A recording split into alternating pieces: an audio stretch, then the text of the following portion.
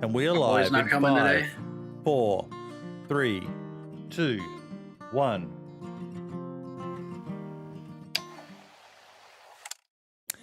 And welcome to episode 137 of the DayZ Podcast. Unfortunately, ladies and gentlemen, we are missing not only our guest this week, which was meant to be JLK. He had travel plans come up that he had to head off and do, but also missing Lad, and by the look of it, we are missing Lemons as well this week. But we have the rest of the usual panel here. Archie, how you doing, buddy? Good, man. Sorry I interrupted you earlier. I'm doing great. How are you? No, that's all good, mate. That's all good. I'm doing well, mate. I am doing well. Cobra, how you doing, buddy? Yeah, very good, mate. Tough week, but other than that, we're here. We're still going. It's Brilliant. And filling in for Lad, taking over the modern duties this week, the one, the only Red Falcon. How you doing, buddy? I'm doing good. Here's a designated hitter. Look at that shirt. I just noticed the shirt, dude. Yep. Oh, Stormtroopers. First order. And that is something, that is. Have you seen that awesome shirt of the Stormtrooper in the urinal? And he's missing the urinal. His stream shooting off to the right. I loved that when I saw it. It was brilliant. Yes. Yeah, absolutely I haven't brilliant. seen it, but that's great. Not quite, but yeah. No, there's a lot of really cool Star Wars merch out there. You know, the one with Frozen Han Solo, and you've got the Stormtroopers and Darth Vader getting selfies with him, and yeah, just lots of good pop culture references, and yeah, I love it. Before we go any further, a few shout outs we've got to do. Michael, thank you so much for becoming a member there, buddy. Right, really do appreciate it. Petty Weddy with the €20 and Michael with the 20. And here's 20 corrupt, dirty US dollars to go along with your earlier donation. I am a capitalist whore. Send me your dirty money. Yeah. Nah, not a problem at all. Right, let's go back up to the schedule because we're trying to make sure we do everything. No, we have done everything. We've done our welcome engage. We've introduced the co-host, and sadly, no guest this week. So, yeah, we are going to get straight into the show. So, guys, has anyone got any information on what the hell is going on with this launcher bug? I'm seeing it everywhere. Oh, no. I saw Sauerkraut's post, and that broke my heart because when you're a community and you're trying to build your community, just there's little things that are out of your control that can absolutely destroy you, isn't there, Cobra? And that's one of them. Oh, definitely, mate. Definitely. I mean, it all comes down for me to organisation, resolving the issues as quickly as possible because everyone's having problems right now, and it's difficult, mate. It is very difficult. I'm just putting his tweet up on the page for those who haven't seen it. But, yeah, so the DayZ Vanilla launcher bug is still going on. My servers have not been shown for a week now. I lost so many players. The Pripyat fiasco didn't help that I might as well shut them down now. People are leaving my Discord in droves. It surprised me, Falcon. What do you know about it, mate? Actually, that one I've only heard a few people having that issue, but I haven't had a chance to dive into it mainly because it hasn't affected my servers or players hitting my servers. But the launcher, I mean, it seems like the vanilla launcher's always been problematic one way or another, whether it's getting just crashes to desktop constantly or can't find servers, or there's another long-running bug that really annoys me where if you do a manual repair on a mod because it's been updated and then try to go log into a server directly, it'll often crash the launcher. Yeah. So fair amount of sketchiness going on there. It's just bloody weird to me, though, Archie. That I know shit changes, but how does something like that go live? That's what confuses me, mate. I always sing the vanilla launcher's praises, and then stuff like that happens. You know what I mean? Yeah. It's happening to our server too. It's it takes, if you do find it, it takes legitimately 20 minutes for the vanilla launcher to actually find it, the little crawler, you know, in the filters. So I don't know. I thought it was just slow, but I haven't had the crashes back to the desktop or anything. But again, I don't play modded servers, so I don't. Maybe that's what's causing that. I can chip that little piece of info in there. Like I know for me, every time I exit a DayZ server, my launcher crashes. Every single time. Oh, really? I use the official launcher, and I talked about the reason why I use it a while back because, and again, I'll put a caveat out there again. I'm not saying there's anything, but I just feel more comfortable using an official launcher than I do downloading an unknown third-party piece of software that I don't know anything about. So that's why I prefer to use the official launcher, but it's bloody annoying when it does things like it constantly crashes or it doesn't show up all the servers you're looking for. Like I've even had trouble myself, Falcon, where when I'm trying to find a server, I just can't fucking find it, and it takes so long to load. Yeah, that's I was going to bring that up, which is if I'm going to search for a server I haven't been on before, I will always go to DZSA because the search is instant rather than going into vanilla, putting in the search terms, and then wandering off and having a cuppa or something, and then coming back 15 minutes later when it's finished the search. Yeah, that's not an exaggeration either. It takes that long. I feel like it used to not do that. Like maybe a couple. Yeah. It seemed to be so much more fluid. But something not right. Again, there's a lot of empty servers that are on there. Legitimately empty servers that are on there. Maybe if they did something about that, it would help. Or maybe if they were on 0, you had to direct connect. I don't know. I mean, because they're actually streaming into the launcher when you do the search, the list of all the servers, rather than giving it an API query that's just asking for, hey, here's my search terms. Can you give me back what servers you have? So it's just this forever stream of everything that's out there, and then it's filtering it locally. And it's just such a dumb way to do it. But I think for me, all I do now, if I'm playing a modded server, I will only search on DZSA. If I'm playing official, I'll only search on the official. That's all I do anymore. And I'll tell you what, though, it does bring up something really sad, and that is what you've just been talking about there, Boydie, that people, it's having an effect on server owners right now. And one of our friends there has clearly had a massive... I did read that as well earlier in the week, and it's so sad to see that. It really is. It's so disheartening though, because like I know Sauerkraut has been pouring his heart and soul into trying to build his community, and you just start to get somewhere, and then something completely out of your control shits on you, and I really feel for him because he's trying everything, he's getting involved to doing all the right things, and then. Nah, fuck ya. You're having too much fun, mate. The fun police come along and just destroy a Cobra. Especially if you've poured your own finances and quite a bit into your own server. That there, and you're relying on some donations, that there is a killer. Where'd you go from there? You end up losing a whole lot, didn't you? So, yeah, that's sad. Sorry to hear it.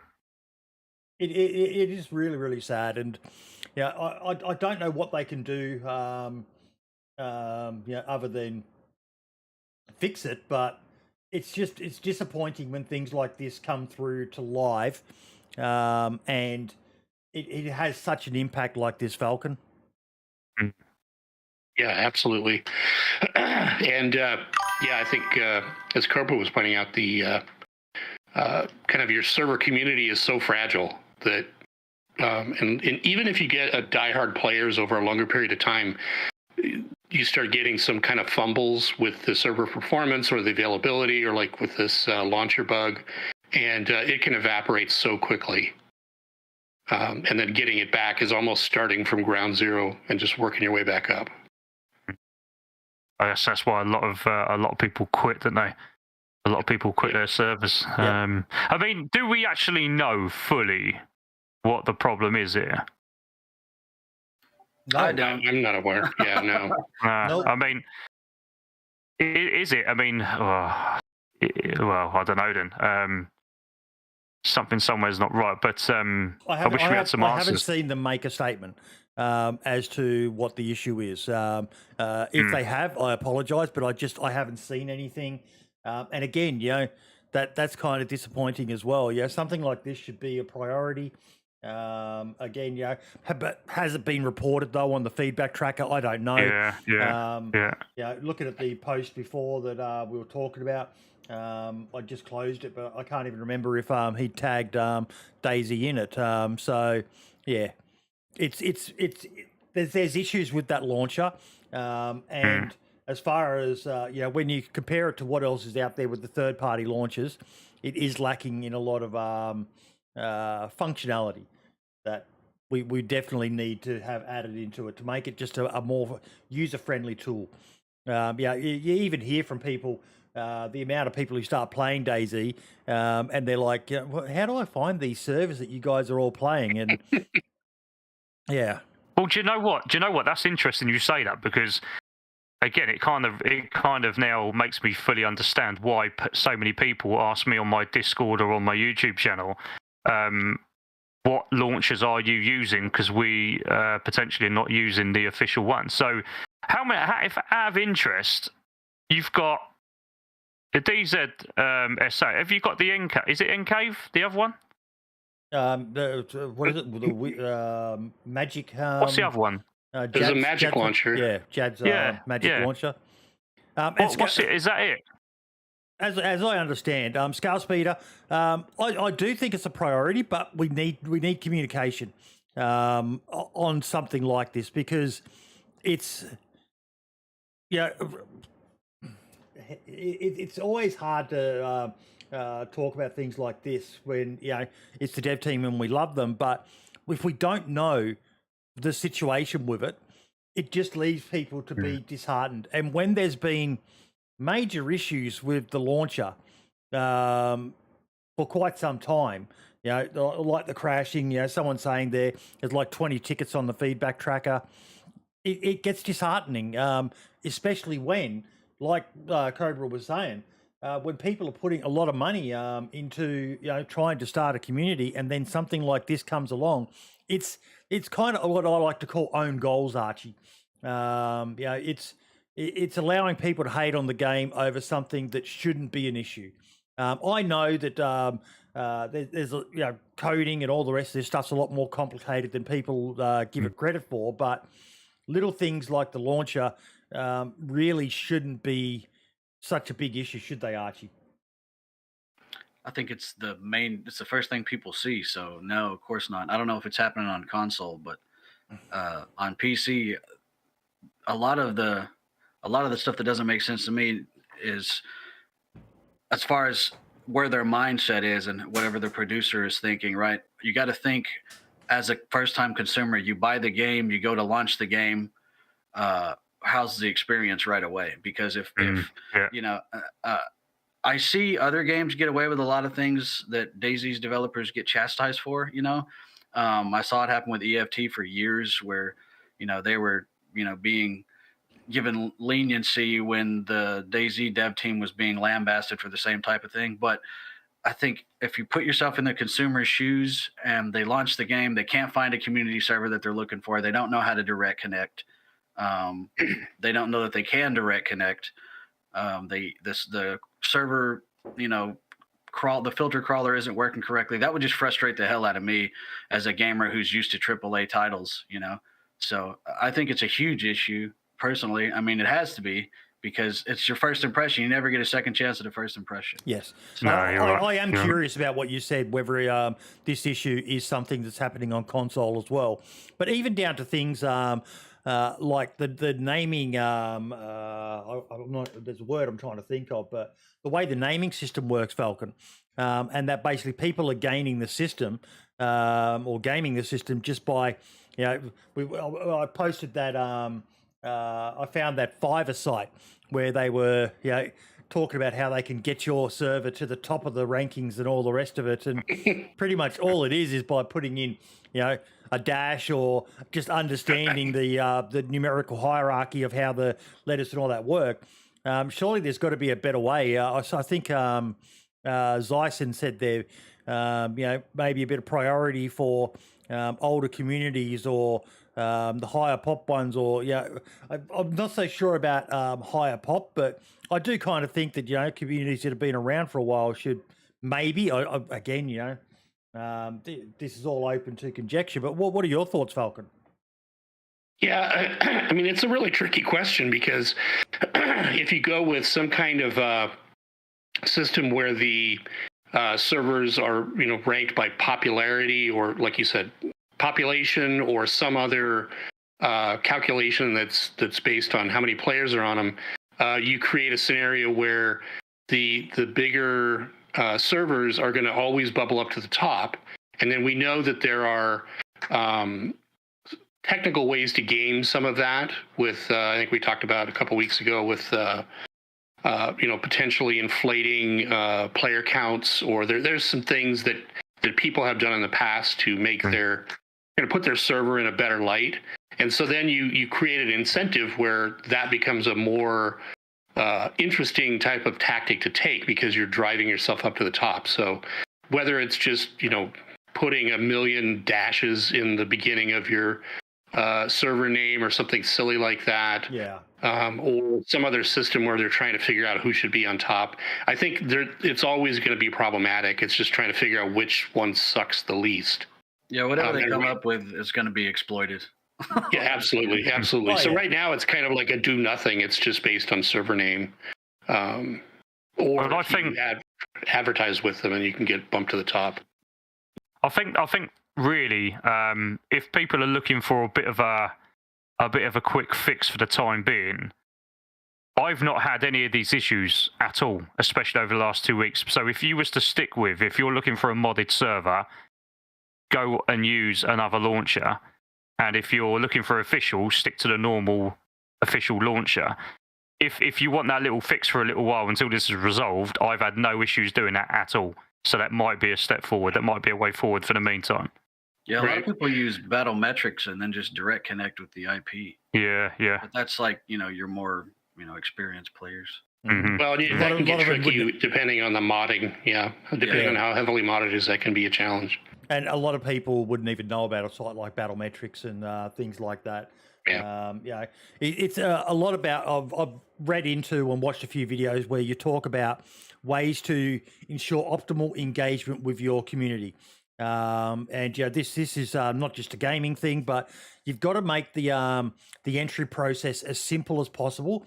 Otherwise, especially in today's TikTok age, the longer something takes, the harder something is. Eventually, they're just going to say, fuck it, and they're going to go play something else. The most minuscule amount of effort, and they're out. Like that is like legitimate. I'm not even being sarcastic. No, it's 100%, and that's why little things like this. I said it earlier. It's a bit of an own goal when you've got a little thing like this, making the gaming experience a bit harder. So yeah, I really hope to see something come out. Like Michael said, a simple tweet by the devs that say we are aware of the problem and working on it would go a long way. Whether that's a monthly thing. I know they've got the forums and all the rest of it, but how many people actually go and read the forums on Bohemia's website? Probably not many. So yeah, it's not very active. No. Well, and the thing is that they do look at Feedback Tracker, and they do fix things that are reported there. Yeah. But it's hard to tell the rhyme or reason behind which ones they're working on, and there isn't always solid feedback that, hey, we fixed this bug. I know I had a couple reported that I know now by looking at the code for the experimental release have been fixed, but there was the fix wasn't listed in the change log. The ticket that I submitted didn't have any notes on it saying this is fixed in 1.20. So they definitely have a feedback loop problem. Archie just shared a link for me. Not Archie, sorry, Foxy.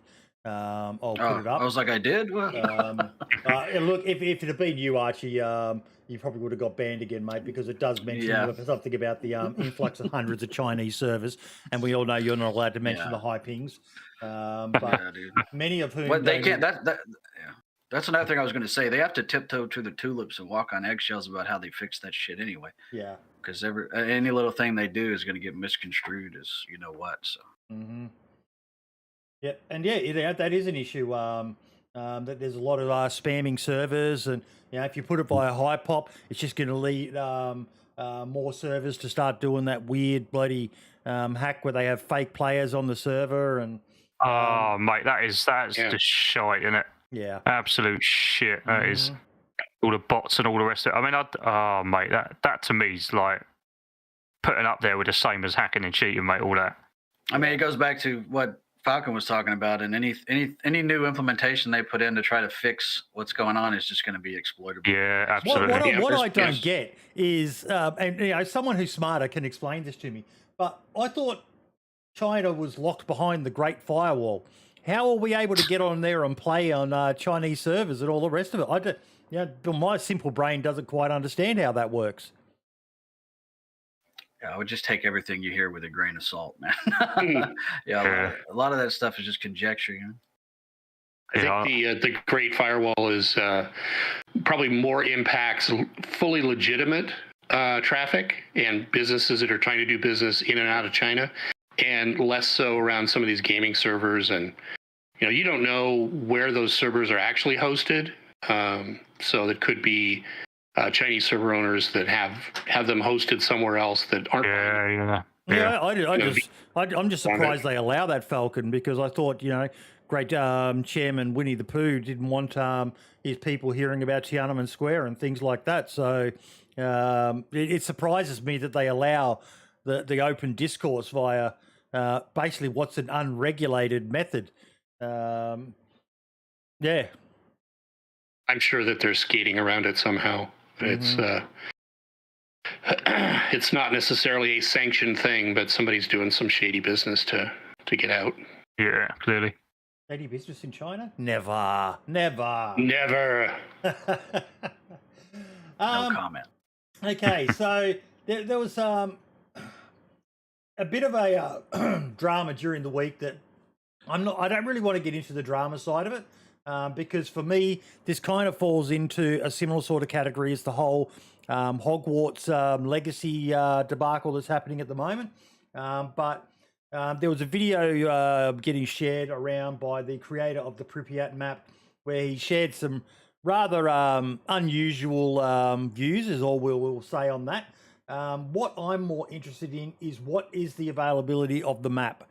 Does anyone know, is the Pripyat map still up? I believe it is. It is. Yes.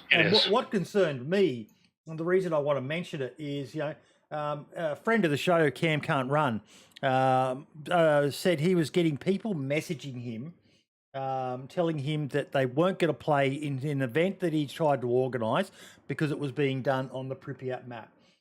I wonder how many of those same people are sitting there saying, getting upset that people are telling them they can't play Hogwarts Legacy because of J.K. Rowling. It's just, come on, people. It's a map. We're going to boycott. Because that always works. Yeah, you can't satiate those types of people, so why even fucking try, Yeah. It just... They're never gonna. It's just, you can do 9 things, and the 10th thing that you don't do, you're an enemy. So yeah. I don't even... Yeah, but I was kind of disappointed when I heard the map went down, and I'm glad it is back up. I'm not really following the drama. I'm trying to stay away from that crap as much as possible. Cobra got very angry with me a week or two ago over some other drama that I got involved in, and it was a bit of a wake-up call. I thank you, Cobra. And it was just kind of like, welcome. Let's just try to stay away from it, Boydie. I know some of you are going to be upset that Boydie's not going to be getting into as much drama on Twitter, but I'm trying to avoid that crap because it's just... Yeah, even our boy Scalespeeder, I saw he put a video up, and he's doing videos on his channel. Scalespeeder, the great fucking, if there's anything of interest out there, you can be sure that Scalespeeder is going to do a video about it. He's got the most random channel ever, and it's beautiful. But I'm not interested. I did a little poll. I was just curious to see, I do like hearing people's views and things, but most people are just saying either they're going to play it or they're not going to play it because it's not their sort of game. I fall into that category.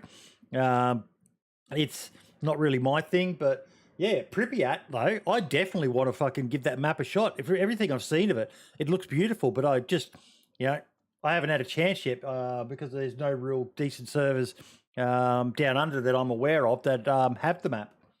Have any of you guys had a play of it? Yeah, we have. Yeah, I have.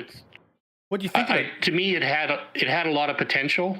Yep. I think it was yet another one of these maps that's playable, but maybe 40% or 50% complete. A lot of new buildings, but they were just prop buildings, so that was kind of disappointing that you couldn't enter them and so forth. But it's a nice big map. It's got some interesting terrain features, that sort of thing. So definitely worth keeping around. Yeah. But it's interesting. I wanted to talk a little bit about this from a modder perspective, because leaving all the drama out of it, we had, okay, here's a map. It's become fairly popular. There's servers out there that are using it. And then something happens and people are upset. The modder gets upset and deletes the mod. Okay, and that just leaves everybody that had been building on it kind of in a bind.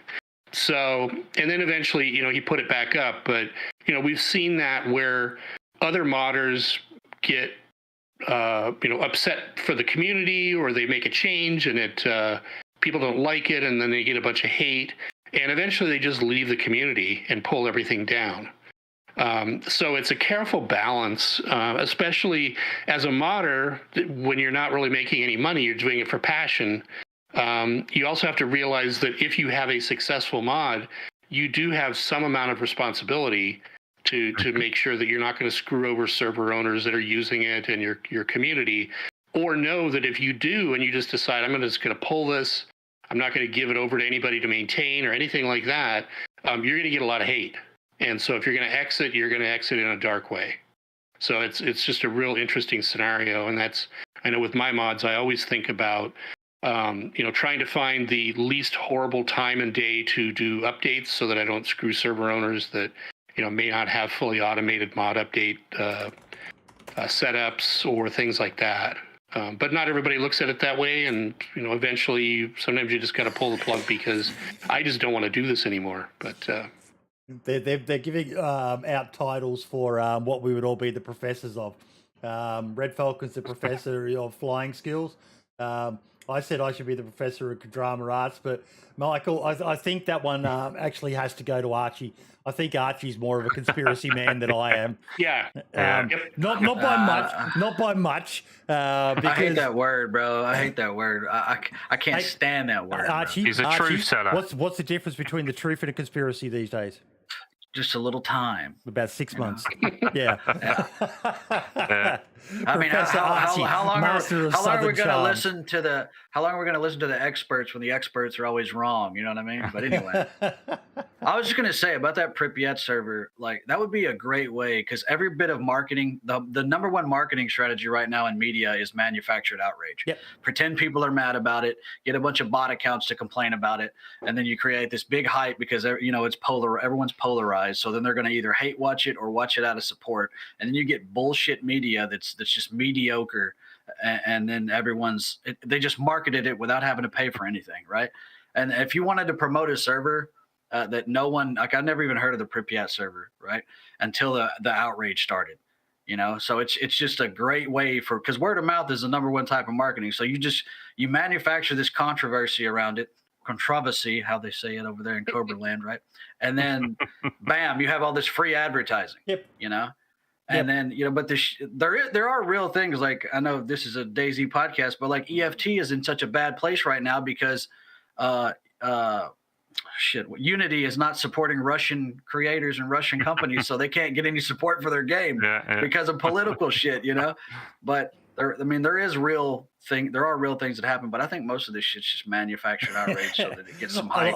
I do like what Michael said there, social media, where everybody thinks the experts are wrong and everybody on social media is an expert. We do, because it's just we're bucket hell, Michael. You almost had me on a conspiracy rant there, buddy. But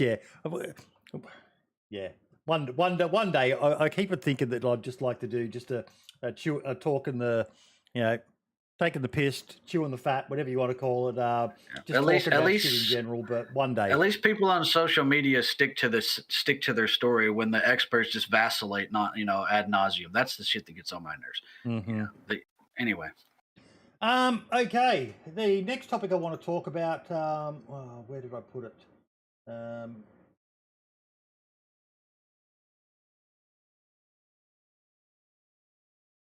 Oh, I didn't put it in there.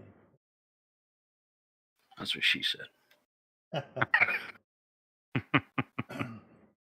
Now, our boy Skullspeeder put a video up. Let me just pause this one. And I'm curious as to what you all think of this. Let's have a look. Come on. I think I've seen this actually. Go on.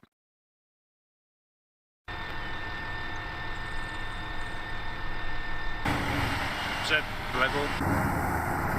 Před level. Před vidím směrem před 7 metrů. Před pravo. Vidím cíl směrem pravo. Levo. Před pravo. Před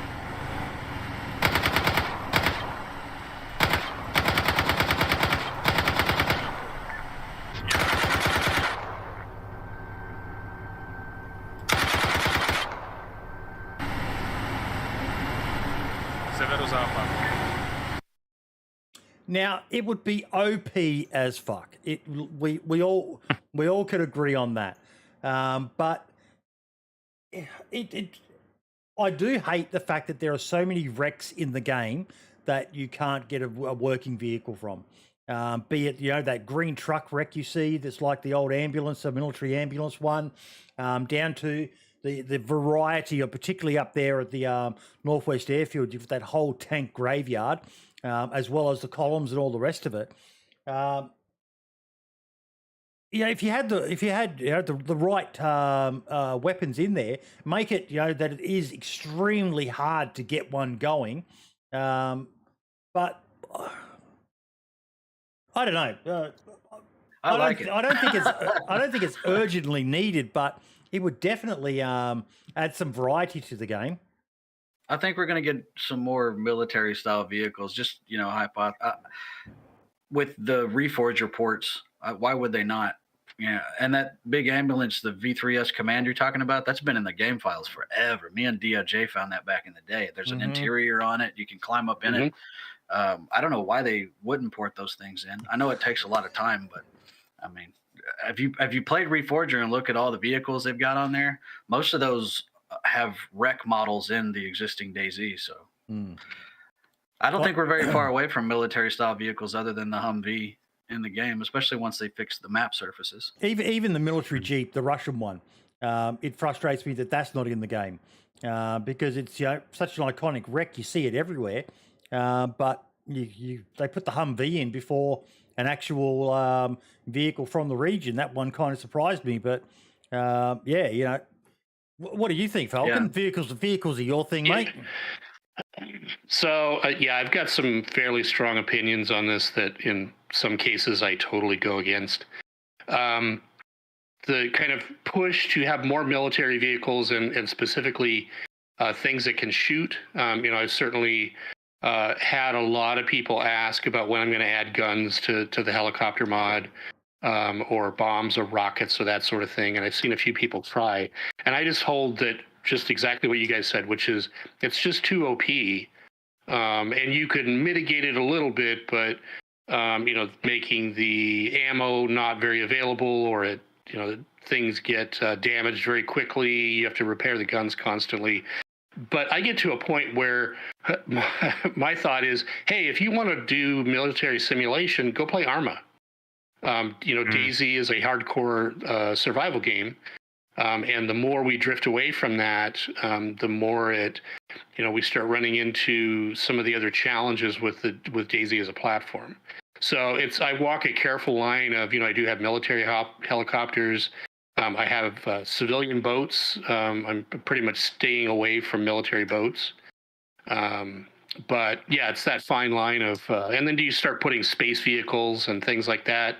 I know some people that are working on things like that. I support them, but as far as the game, you start creating an entirely different gaming experience. I agree to an extent. I think it's DayZ is a survival simulator, but it's not a bushcraft simulator. You know what I mean? Like it's still set in a post-apocalyptic environment where the military came in and intervened, which is why all the evac sites are set up, the little tent cities and shit. So it would make sense if there were military things, but like he said, you would have to mitigate it. As far as like some random civilian jumping in an APC like that and driving around and knowing how to use the turret and that's a little far-fetched, but I agree with him. I do think you touched on something though, Red, that there are a number of ways that you could mitigate the impact of a vehicle like that. Michael made a funny comment up there, but pretty much all you have to do is put a fireplace in the middle of the road and it'll flip into space.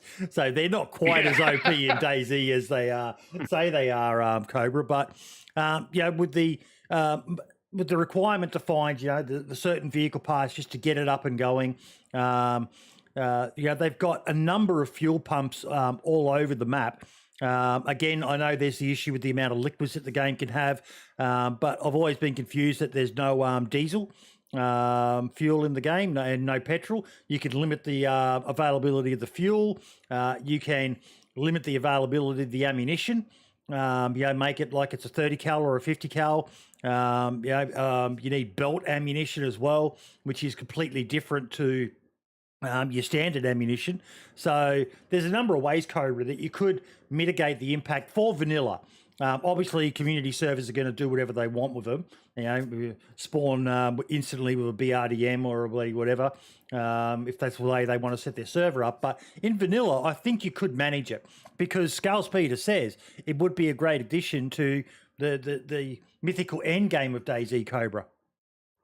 Well, I think if you're going to add, I mean, I fully get what Red Falcon says there, and again, Archie's like kind of half there.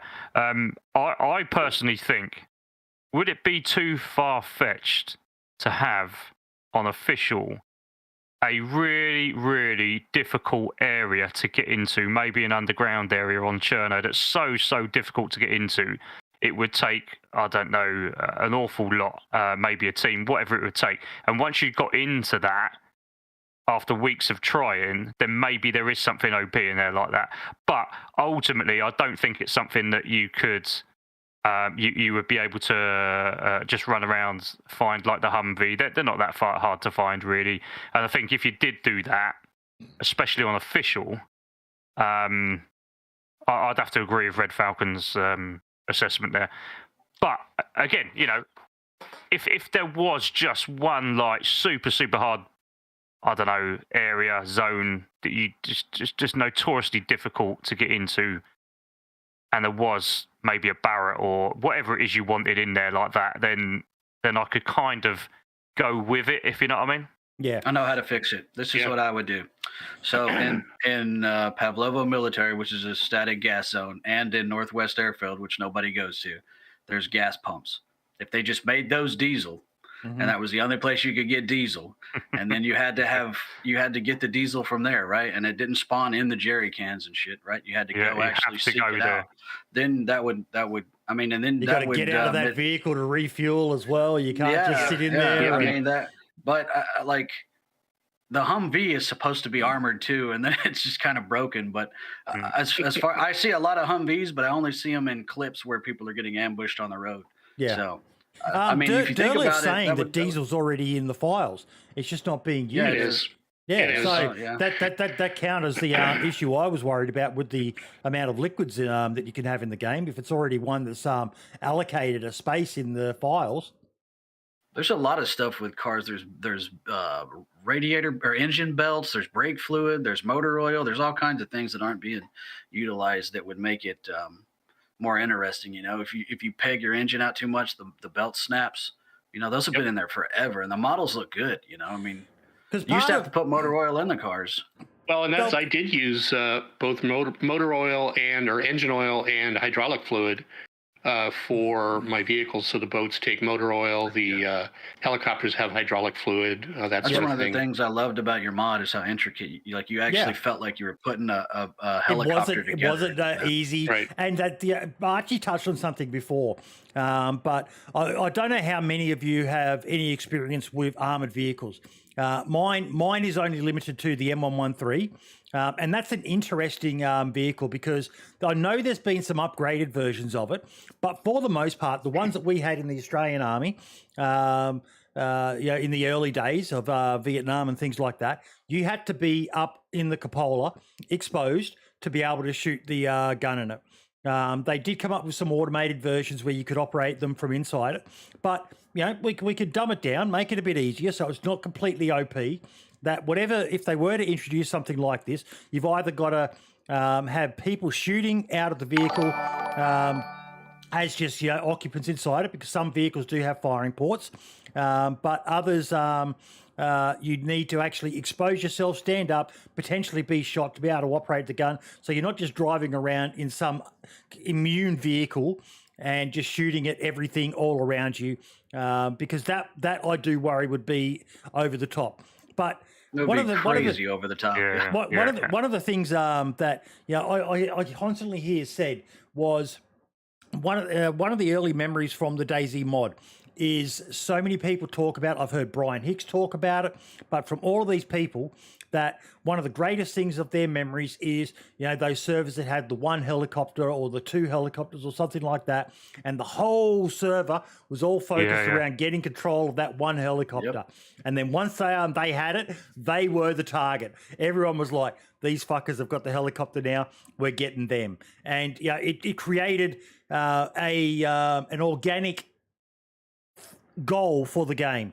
Sauerkraut, thank you so much for the 3 months, mate. Do appreciate it. I hope you're here. We were just talking about you before, mate. You'll have to go back and watch the VOD. But I do think that is one of the things that is lacking a bit with DayZ overall. That there's not really those big ticket items that when someone gets, wow, they've got it. Okay, we've got to take over. Other than if they build a big base, but those vehicles.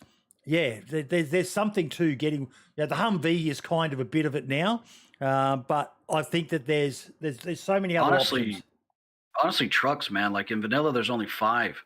So right now on our server, we've noticed that people are going around and raiding bases just to get the truck, because the truck's just a mobile base. You can put tons of logs in there, planks in there.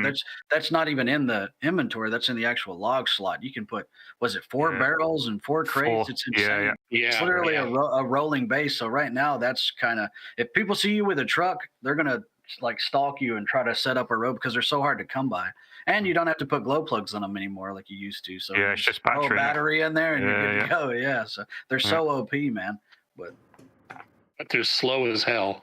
But the good thing about that is they go up, they maneuver better, so there's less chance of you wrecking. Because I noticed I'll jump in a Gunter, I'll be driving down the road doing 40, and then I'll just when the server is slow, I'll rubber band into a field and die. That never happens with the truck. Oh, I've never had an accident with a truck. Yeah. Absolutely. And it's an off-road machine, dude. I know the gearbox is unique, I think. I've always liked the trucks. I think they're great. Even just to have one stashed in your base, and then you take it out whenever you're going to do a supply run, and they're just one vehicle I want to see back, Falcon, is the old cargo truck, or the player, the transport one.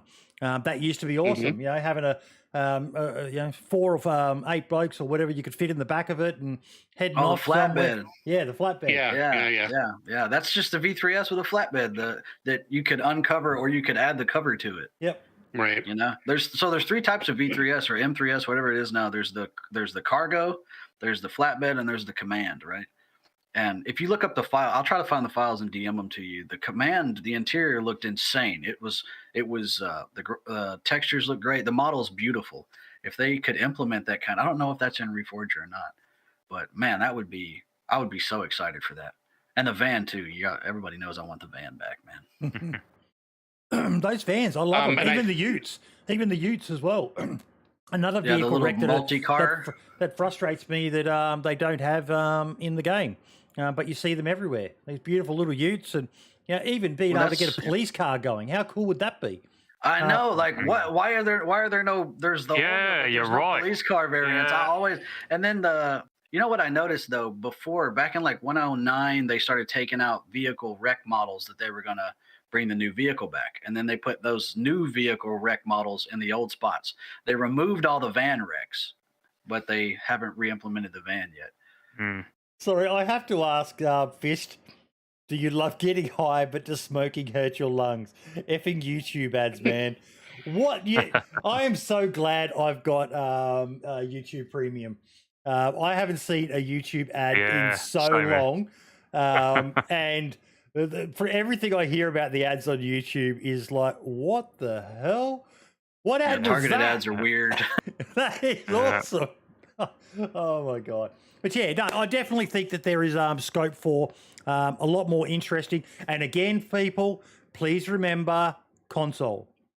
Us on PC, we're blessed with some amazing mod makers like Red. I have seen that there's armored vehicles on some servers, and I've even played on a few of them myself, and all the rest of it. That you can do amazing things, but for console, definitely more vehicles. It's up to them how hard they want to go. I like the fact that you need, special wheel types for each vehicle, and it's not just a one size fits all. So I like that, provided that those high tier vehicles are an exercise. You're finding those parts and it's like, oh shit, oh god, okay, this is only the first part of the vehicle, but if I leave it, will it despawn, or will someone else come along and take it? And these are all questions that add to organic interactions that can change the Ferdinand, the reason I do is I'm a very, very strange and complicated individual. I don't like using ad block because I don't judge people who do. You do you. I'm not the fucking internet police. But I like to do premium because it still ensures that the creators that I love to watch are getting the money that they're entitled to for the content they're creating. That's why I do premium. I do it because when you like lock your iPhone, it still plays the fucking video instead of closing the app out. I didn't even realize that was a premium feature. There you go. So like when I'm in the shower, I can watch stuff. Yep. Yeah. What are you watching in the shower? I don't forget I asked. Forget I asked. You remember those ads that popped up on Google for you last week? That kind of stuff. Yeah, I knew that was coming. No, mostly podcasts and shit. Yeah. Okay. Now there was a fundraiser happening. There was a member of the DayZ community who got placed into a very, very awkward position with housing and accommodation. I tried to re-find the tweets. Does anyone know the one I'm talking about? I've seen it getting posted everywhere, and then when I actually went looking for it, I couldn't bloody find the. I think her name was Rachel, but there was a lot of people sharing her situation. She did a post, and I should have grabbed it at the time, but I didn't. If anyone's got the link for it, please share it, because I would like to just share it, because if you've got a $5, you've got a $10. If you can help out someone, I don't know the person myself. I don't think I've had any interactions, but the amount of people who I do know and respect in the community who were doing stuff to try and help her out says a lot to me. So yeah. Does anyone know got the link or know who I'm talking about here?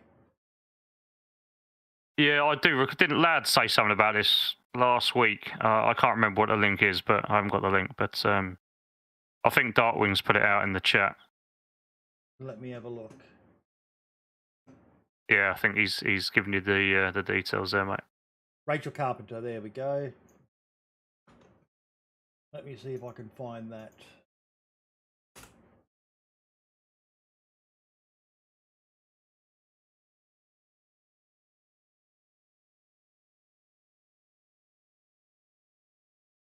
No, I'm not finding anything under that. I searched that name. Sauerkraut, again, YouTube notifications still suck as much as the vanilla launcher. Yeah, notifications are terrible. Yeah. Terrible. And I like searched for half an hour before the show while I was waiting, trying to find this link. But, oh, God, it's frustrating me now. No, okay. If someone could find it and share it with us, that'd be appreciated. I do want to go on to another topic. This shared ban list. Now, I know we've touched on it before, but now I've seen another streamer. I don't know the background of it, but a guy by the name of Delor. Now, I know there was a bit of argy-bargy drama between him and Sarah Moore, and I don't really want to get into that. The thing that concerns me and what I really want to talk about is, the global, you just shared,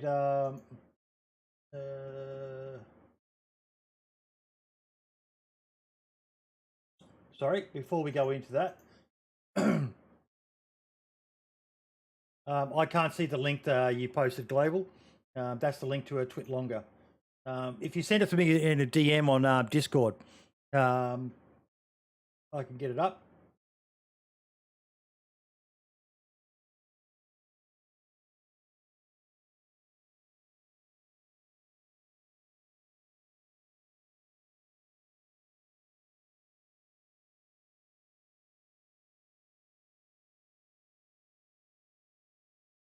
Nope. Okay, so we'll go back to it. But yeah, okay. This shared ban list. I've got some serious concerns about the way it's managed. Archie, I'll go to you on this one. The concern I have is, okay, I agree that it's a good thing in principle that, you know, when you get someone who's really bad or whatever, the information can be shared and that person's then banned from all the servers that are sharing this shared ban list. But how do you appeal? So I mean, I've had that happen to me. It's basically when you get on a content creator's bad side, they can just blacklist you, right? Like I got banned on Doug, and now I'm banned on all the Spaggy servers for some reason, even though I've never fucking played on them. I've never spoken to the guy. He said some snarky shit on Twitter. I just ignore it. I never did anything to get banned on there. It says reputation ban. I don't know. I don't have any back bans on my account for cheating. I've never, been caught cheating. I don't like it in that aspect. And a lot of content creators will gang up, and use their network against other people. So when they see someone as a threat or competition, they'll get them blacklisted. I mean, you know that, boy. Do you remember the DMs? But it's happened to me my whole career that I've been streaming. That's why I went away from Twitch. But I have the shared ban list in our server, and I will say that most people use it for good when you're talking about like CF Tools shared ban list, because it'll pop up and say this person has a VAC ban, 900 days ago. So, 3 years ago they were banned for something. It gives you a heads up, and 99.9% of the time, if they did, if they did it once, they're still shitheads. I've given so many people a pass, and then they ended up doing the same shady shit. So we had to ban them. But you can also go into CF Tools. There's a guy who he pops up in the chat sometimes. I won't name drop, but he's a good guy. We've had plenty of conversations. We played together. He joined our server, and I saw that he had a bunch of bans from RP servers that were all just petty admins, So, and when you get banned on CF Tools, it shows up with every single server that uses it. And I'll appeal and I got 2 of his bans removed because he didn't ask me to. I just know he's a good guy, and a lot of these server admins are power tripping, man. And they don't realize that it's permanent. Once you ban somebody, it shows up for everybody. So it's kind of like, getting a felony. It's on your record forever, unless you change your Steam account.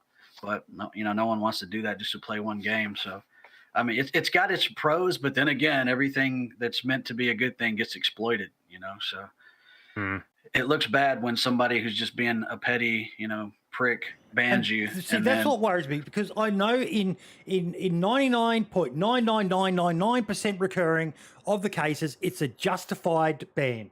I don't Right. dispute that. Someone has behaved egregiously, done something incredibly bad, or whatever. But Well, most of the time it seems like it's I just banned him because I didn't want to deal with it, and the community all said he was bad. So then a person will get kicked off a server and banned based on hearsay, or gossip. They don't really have enough proof to permaban the person. But I think a lot of people just don't know that when you ban someone, it shows up for everybody else. So you kind of gotta, when you have like a rogue admin, like a lot of these servers do, that are just ban happy, because a lot of admins don't play the game. They just like want to ban people. That's their personality trait with a lot of people that want to admin servers. If you're constantly getting reported, it's a personality trait with a lot of people when they get power. Exactly. You can tell a lot about a person by the way they react when they get power. And I'm pretty sure every single community out there has made someone an admin on their server and then had to unadmin them because they abused that. Yep. Yeah. Red's nodding his head. Also, it's a lot of responsibility. It all falls on that person to make these decisions. And even if they don't think the person is guilty, they've got 10 people that are in a faction saying, well, we're going to leave. We'll go to another server if this guy doesn't get banned. And then the person feels like he or she is being dogpiled. I've seen that happen so much. They'll mass report, or they call it brigade reporting, where, 20 people, that's not an exaggeration in a lot of cases. A dozen or 24 people will put in tickets about one crew or one group of people, and they'll just ban them because it's a nuisance, And then when you try to appeal it, sometimes it works. Sometimes a lot of times they ban you from the server. You're kicked out of the Discord. Like when I got banned on Doug, they kicked me out of the Discord, the TeamSpeak, everything. I couldn't even appeal it. So everyone's saying that I'd be on their ban list. Durlef, my ban list is a grand total of 0 players long, testament to how uninteresting my servers are to the pew pew crowd. But still, that nobody has come in and caused a ruckus in 4 years is interesting. It's in today's day and age where people will brigade someone for any sort of thing, you wrong think, whatever you want to call it.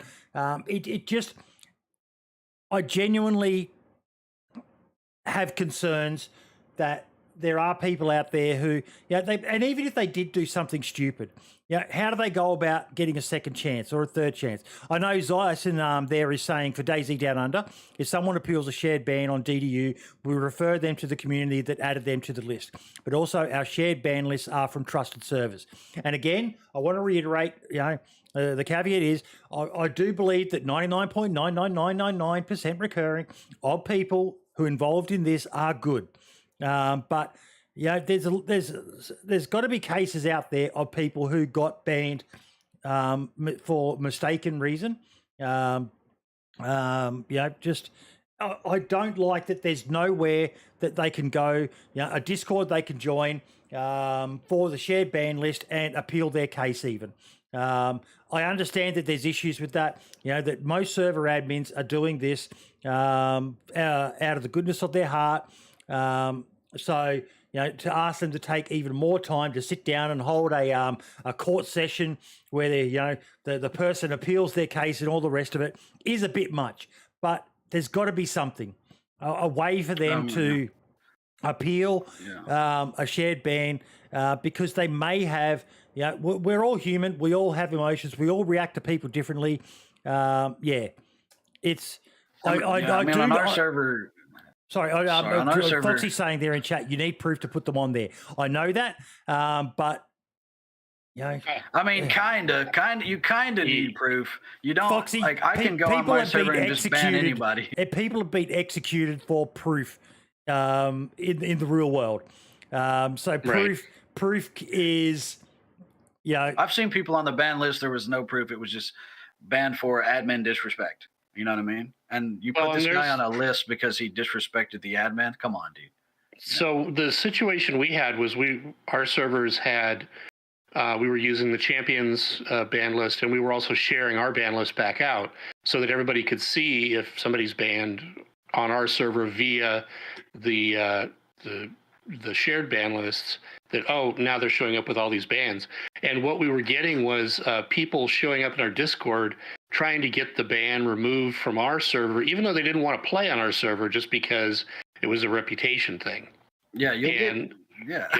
I mean, I've deservedly been banned from like Trump's Wall a couple times for doing trap bases, right?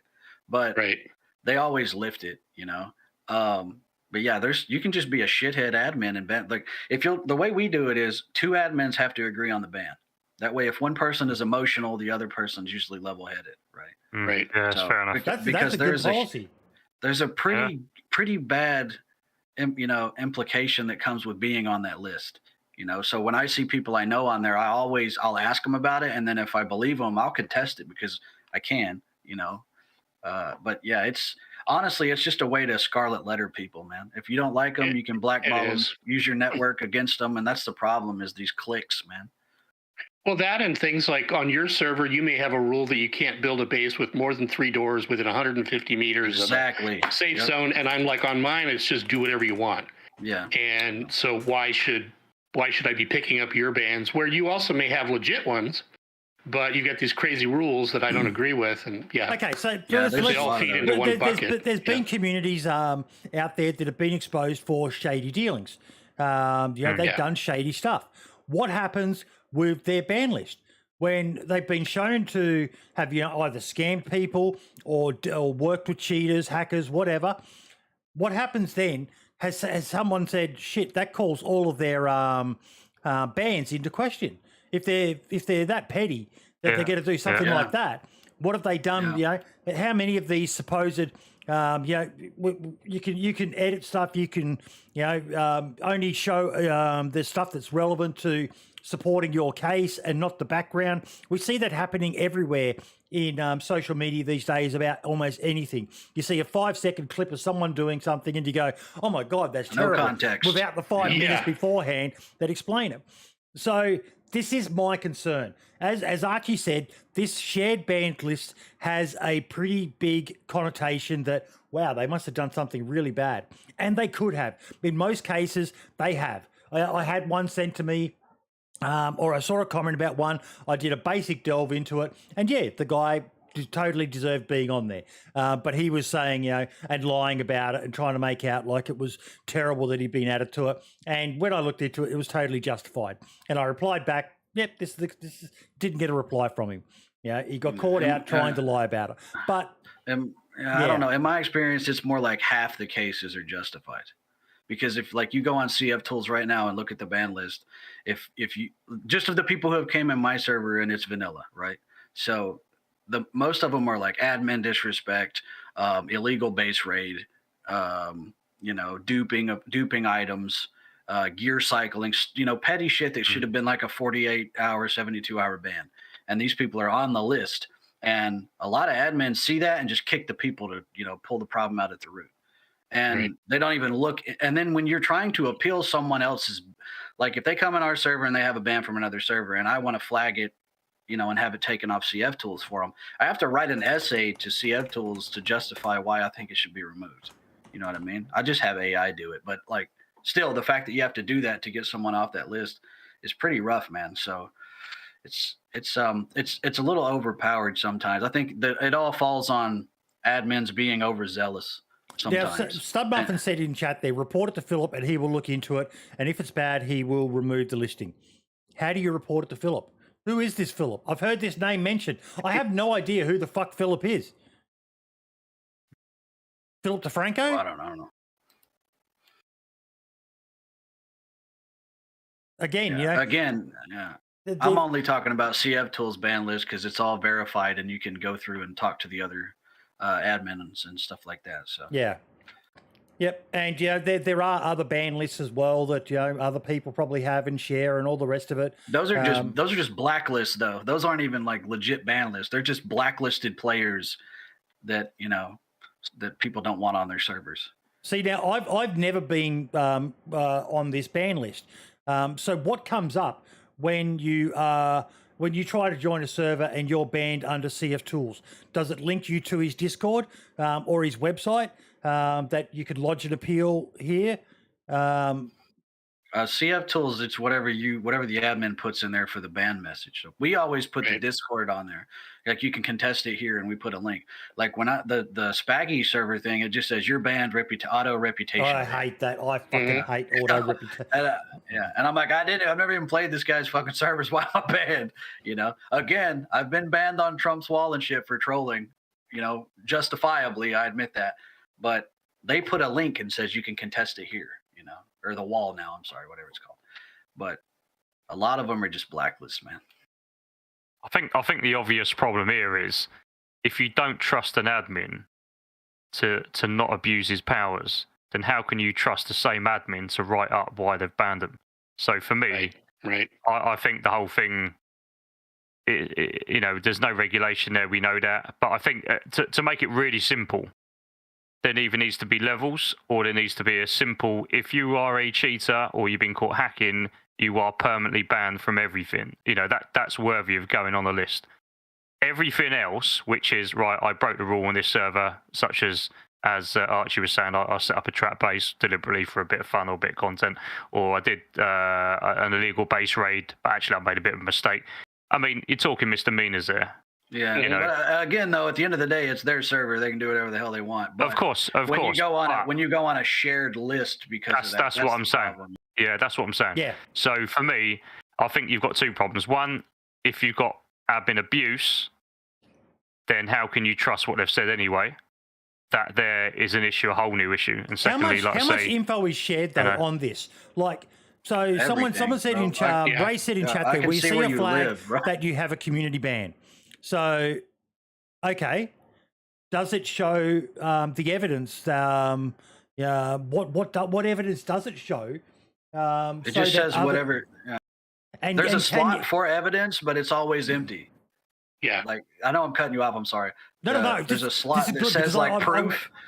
Can anyone show us what this looks like? Because I've never seen it. Please do. Share your screen. I've never actually seen it myself. Because I really want... Knowledge is power, you know. There's a lot of, people carry on, this secret squirrel list and all the rest of it. But I think if people see... Actually, I can't because I'd be violating that thing by showing this, and this is privileged information, so I can't show you. But because there's some law in the UK that you can't share. That's like a lot of people. Protection. A lot of people will, like when I used to get stream sniped all the time on modded servers, or if somebody would kill me with hacks, I would say, well, give me the guy's Steam so I can block him, and they'd say we can't. And I was like, why? That's fucking stupid. The guy's really? He's like, you can't share it because in Europe there's a bunch of laws that guarantees internet anonymity. So if I share, and it says it on CF Tools, if you share this information, you violate the terms of service, and they'll just kick you off CF Tools. So people are saying that there is sections for writing text and attaching files, but a lot don't. They just give a reason, and that's it. So what happens with these ones where there's nothing provided, where they still get banned? Yeah, they're easier to appeal if you want to go through the time to appeal them. And I've done it for people that I can vouch for, right? But again, I'm not going to go on, see somebody that I've never played with before, and then vouch for them, and then them end up being back on there. It just makes me look bad. You know, I've only appealed a couple bans for a couple people whom I've known for a while, and I can say, without a doubt that they're not disrespectful. I'll come out and I'll say this, Cobra, interested in your point of view on this, but I think if there is no evidence provided within 7 days of the ban being uploaded, the ban should be removed. If the person can't be bothered to provide the evidence of why a person should go on a global ban list that is shared amongst the majority of the best servers out there, then it should be just auto removed. If you are not prepared to meet the minimum standard of evidence required, gone. You agree, Cobra? What about you, Falcon?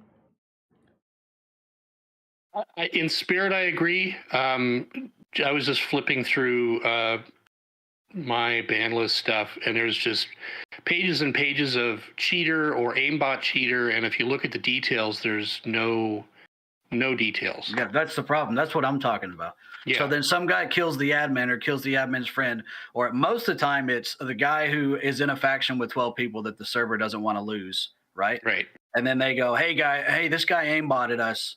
He's cheating. I know he's cheating. All right, well, let's jump in a Discord call. And then there's no context because there's no recorded Like they don't use the ticket system and if log I was it. watching Toprek as an admin, I would swear that guy has fucking aimbot. If I was watching Smoke, I would. And you know, they're just two content creators that we can name off the top of our head who've got godlike fucking skills. Imagine just how many players there are who don't create content who are just as good as them. Well, this is an interesting conversation, right? So I also have admin rights to a server or two that I purposely don't play on, normally for cinematics only. And I've recently just I won't say the name, but I'm going to be doing a series on there shortly. But I've just contacted or had contact with a very reputable, very well-known server, multiple servers that is, and they have said to me they had a problem with what they thought was cheaters. And they said, actually, we watched this group for about 4 hours and they allowed me to jump on under their admin tools and watch myself because they wanted to see my perspective on it. And I looked at the actual kill to start with, the reasoning to start with from a couple of players. It turns out that this group, 2 of their PvPers were so good that they were just killing people left, right, and centre. And this is it. You talk about Topret. I've seen it personally. I've actually caught this week 2 proper hackers on official servers. I've actually got it in my series that's due out Saturday. I show you the evidence. It is clear. You can see them shooting up in the air and the bullets coming all the way down and striking me, right? Absolute clear footage. Now, there's 2 ways of dealing with that. You can either take that, show it so everyone knows, or you can just talk about it, and then who knows if they're cheating or not. Now, without that footage I've just said I've got, which I'm going to show Saturday, you can make your own minds up and it's quite clear. But how could I raise a ticket or provide feedback without showing that shit? So my point about all of this is, if you can't be bothered to put up some evidence, then unfortunately, in my view, you shouldn't go on any ban list. Yeah, and it all comes down to the server admins too. They have to require that kind of stuff. Absolutely. And then again, a lot of times when you're looking for something to be out of place, you're going to see it. It's Bader-Meinhof effect. Oh yeah, right? Which is why we do the 2 admins have to agree thing. You know, because when I come in, I always try to play devil's advocate. I'm not an admin, but you know, we have one guy, he's just ban happy. He wants to ban everybody. And then another guy who's like, well, you know, it could have been legit. He could have known you were there because you shot an elk or he saw the deer running away, you know, and you just got to have somebody playing devil's advocate because the shit is permanent when people get hit with that. It's a scarlet letter, man. That's the difference. Yeah, absolutely. Permanent ban we're talking about here. That has to have evidence. Without it, even though cheaters are frustrating as hell, without evidence, you can't. How can you justify banning someone permanently? Yeah, most of the bans I see aren't for cheating at all. Most of them are, like I said, for admin disrespect, which is bollocks, isn't it? Stupid shit. And then you put this guy on a list because he didn't, play into your fucking ego, which is a huge issue with admins, dude. Like everywhere you go, everyone's dealt with it. I have the power. You're guilty until proven innocent. It's preponderance of evidence. You're screwed. Well, good debate though. Okay, so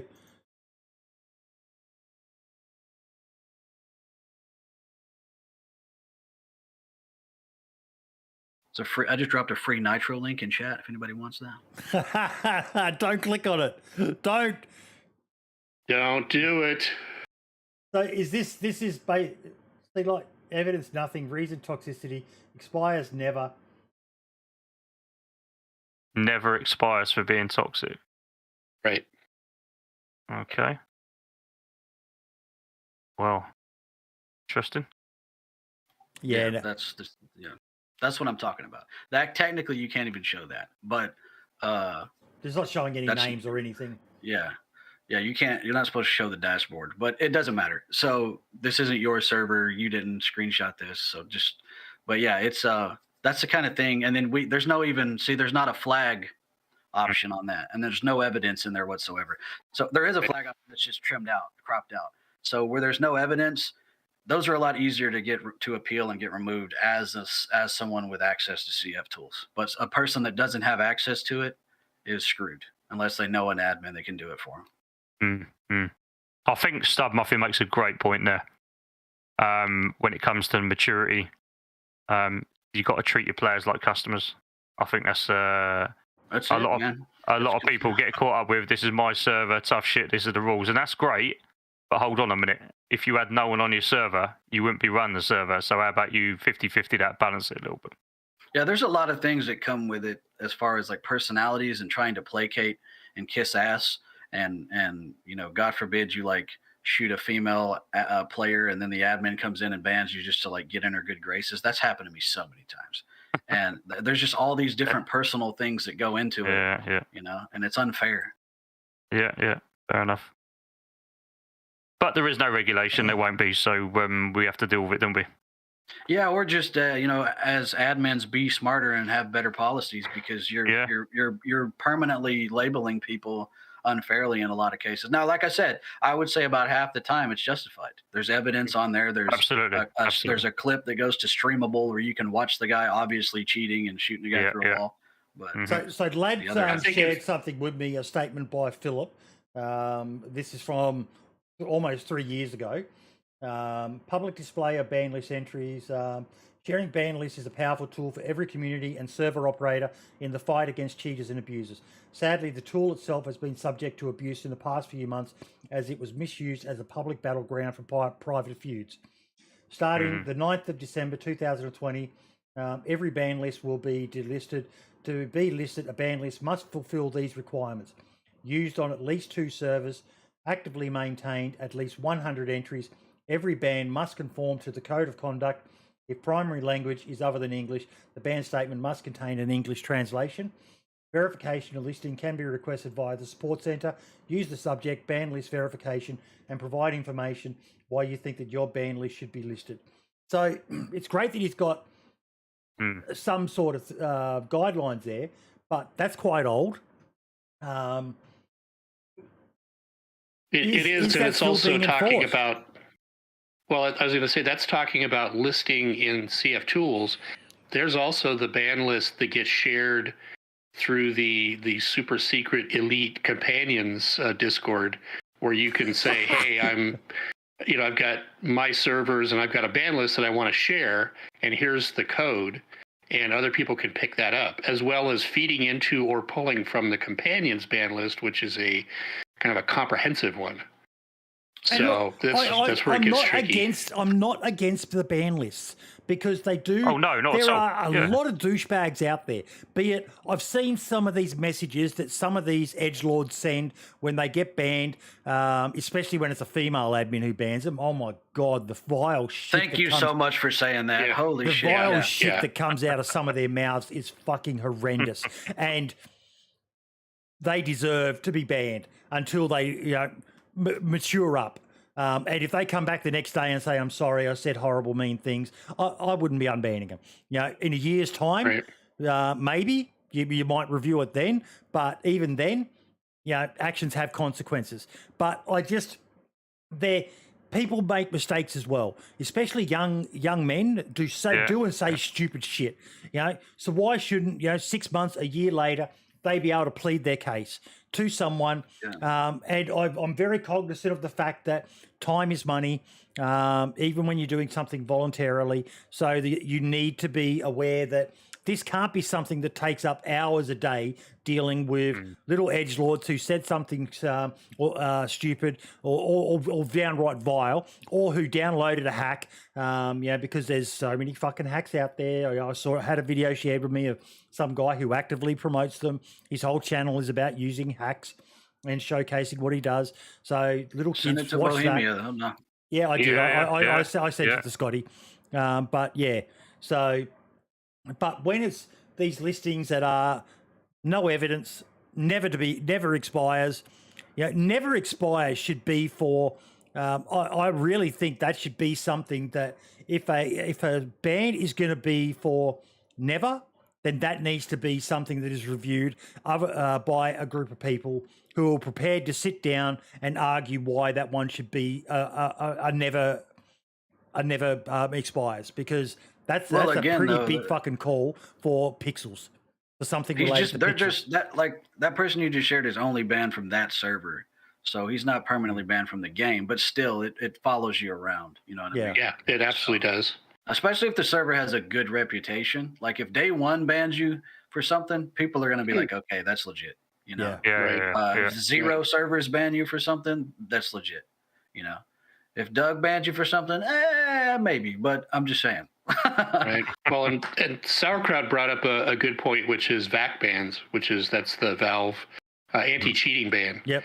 And that was, I know when I first started with servers, that was one thing where anybody that had a VAC ban, I would go and look how old it was, and you'd get like a 1-year grace if it was a year ago, because again, people do stupid things and whatever. But that one, you can pretty much guarantee that's legit. I'm going to try, and if someone has a relationship with Philip, I would love to get him on for as a guest in the future to talk about this with him, because I fully support what the mod does, but I just think there needs to be a few checks and balances in place, and that people supplying lists to it should be held to a higher standard, especially when it comes to these permanent, never-ending. And there needs to be more information provided to people, not just auto reputational ban, because that is what do you mean auto reputational? Did someone say bad things about me? Did I say something bad or what? You know, there needs to be a bit more information, but it needs to be user friendly. We don't want people having to sit there for an hour having to lodge a fucking ban report. It needs to be a simple system that is fair. Okay, I think we've exhausted that topic, that's for sure. Indeed. Let's move on. I think we are getting almost ready to go to you guys. Oh, I did have the tweet up as well. Let me just quickly share this before we move on. We were talking before about Rach. I shared the tweet in chat, but yeah, this is her Twitter account. Where is it? So Holly did a fundraiser for her. Here's the twit longer. As you all know, this month I will be closing out my streaming journey, if not permanently, at least for a while. When I lost my job, I didn't realise the challenges and difficulties I would face, but if you know me, you know I thrive in vulnerability and discomfort, because this is where we truly grow as humans. This is where we discover and create ourselves. This is where we learn about who we are. I was denied any financial supplemental assistance from the state. Former employer's final decision dictated this, as well as any food aid. This outcome has left me struggling to eat and care for myself, keeping electricity or internet on and a roof above my head the past several months. My bills, debts and finances are piling up. Streaming has been my only source of income since October, and the massive amount of support I've received has helped tremendously and left me speechless. I'll share the link to it there, but there's basically a few ways that you can donate if you are so inclined to. Holly raised over $3,000 in like 6 hours for her, which is absolutely amazing. But yeah, if you're looking for something to get yourself a bit of karma, good karma to make up for horrible things you may have done, which is why I try to do good things, because I did a lot of horrible shit when I was young and dumb. So yeah, I'll share that twit longer in the chat now. But I like I said, I don't know Rach, but the amount of people who I do know who are doing stuff to try and help her speaks volumes to me. So if you can, chuck her some money if you can. You know, if you can spare it, there's someone out there who looks like they really need it. Yeah. Okay. What else have we got on the agenda? I think now we are onto the segments. Modding. Red, what's been going on in the modding world, mate? Well, I think the big thing that we haven't mentioned yet is the 1.20 update release date was announced. So that's going to be Valentine's Day, right next week. And as we've said, as people have been looking at it, that there are not a ton of like new content or new items added to the game. It's much more focused on bug fix. And honestly, across the modding community, those kind of bug fixes are the ones that can cause the most mayhem with our mods. So I would expect that there's going to be a little bit of disruption when this goes live. There's going to be some mods and some interdependent mods that may not work properly right away. That's something that I'm just gearing up to. I did some initial smoke tests on my mods. Everything works, but I know that there's code that they've fixed that I had workarounds for that I need to remove. So again, I would expect a little bit of disruption for modded and heavily modded servers when this goes live. So take this if you are a server admin or a modder. Take this as your notification to quickly go and put in for a day's leave when the update happens, because it sounds like it's going to be one of those spicy ones, Archie, where the server admins and modders are scrambling to work out what the fuck mod is causing their server to crash. That's every update. I just think it's funny how they drop it on Valentine's Day, so no one's going to get to play it if they have I mean, I guess they just expect us to not have significant others. But as my wife knows, I'm married to DayZ, and she's just my side piece. You know what I'm saying? Love it. You're a game. You're a game also, man saying that. Right. He's been around the block. I would also expect that since no modders really coordinate their releases with other modders, that there's going to be a lot of, oh, look, this just updated. And so the servers cycle. And then 10 minutes later, oh, look, this just updated. Or people do often multiple releases because the first one had a bug and the second one had a bug. So like I said, it'll be a little bit of tumult. When everybody's modded servers don't work, you can come play default DayZ because we don't have any mods. There you go. Big selling point for plain vanilla. That's right. Now, Sauerkraut mentioned before that he has a bit more info on this launcher issue. So if you want to jump in to chat now, Sour, and you can fill us in on that. But he's just said in chat there that the launcher issue still persists in experimental. Ooh. That's a bit spicy, because that's a pretty big issue. But yeah, while he jumps in, anything else happening in the mod world at the moment there, Falcon?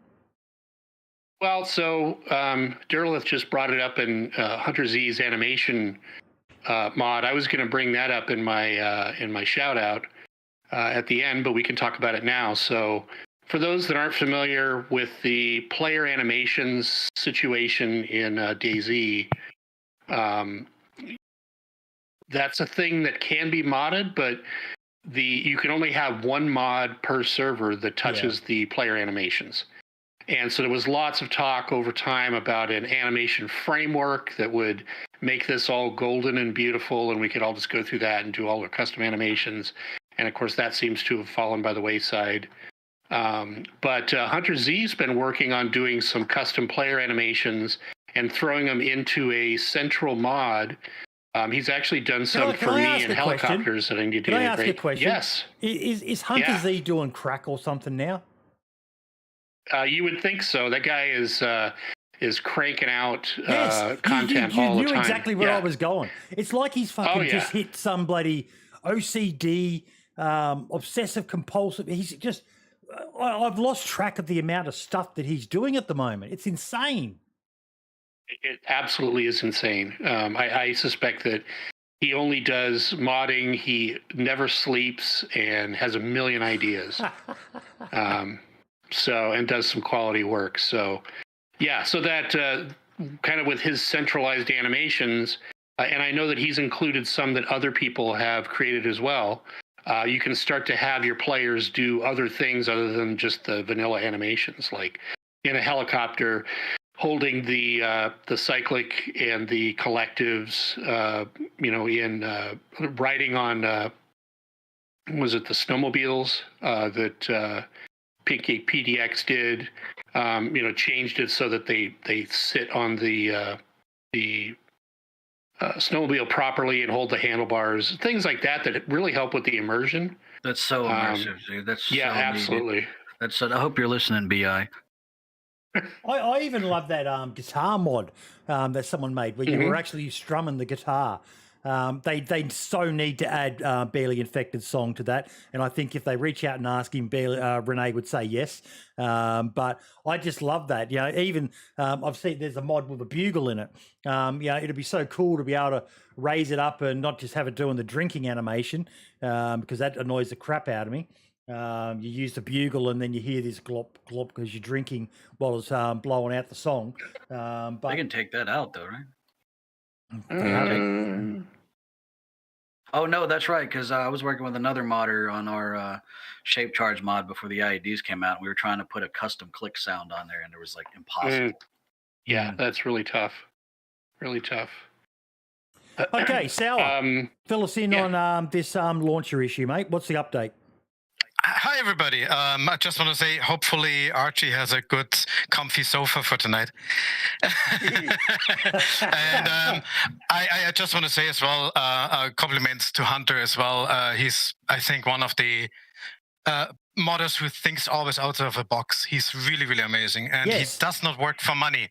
He does never work for money. He started doing the EAI mod because I asked him if he could do something about it.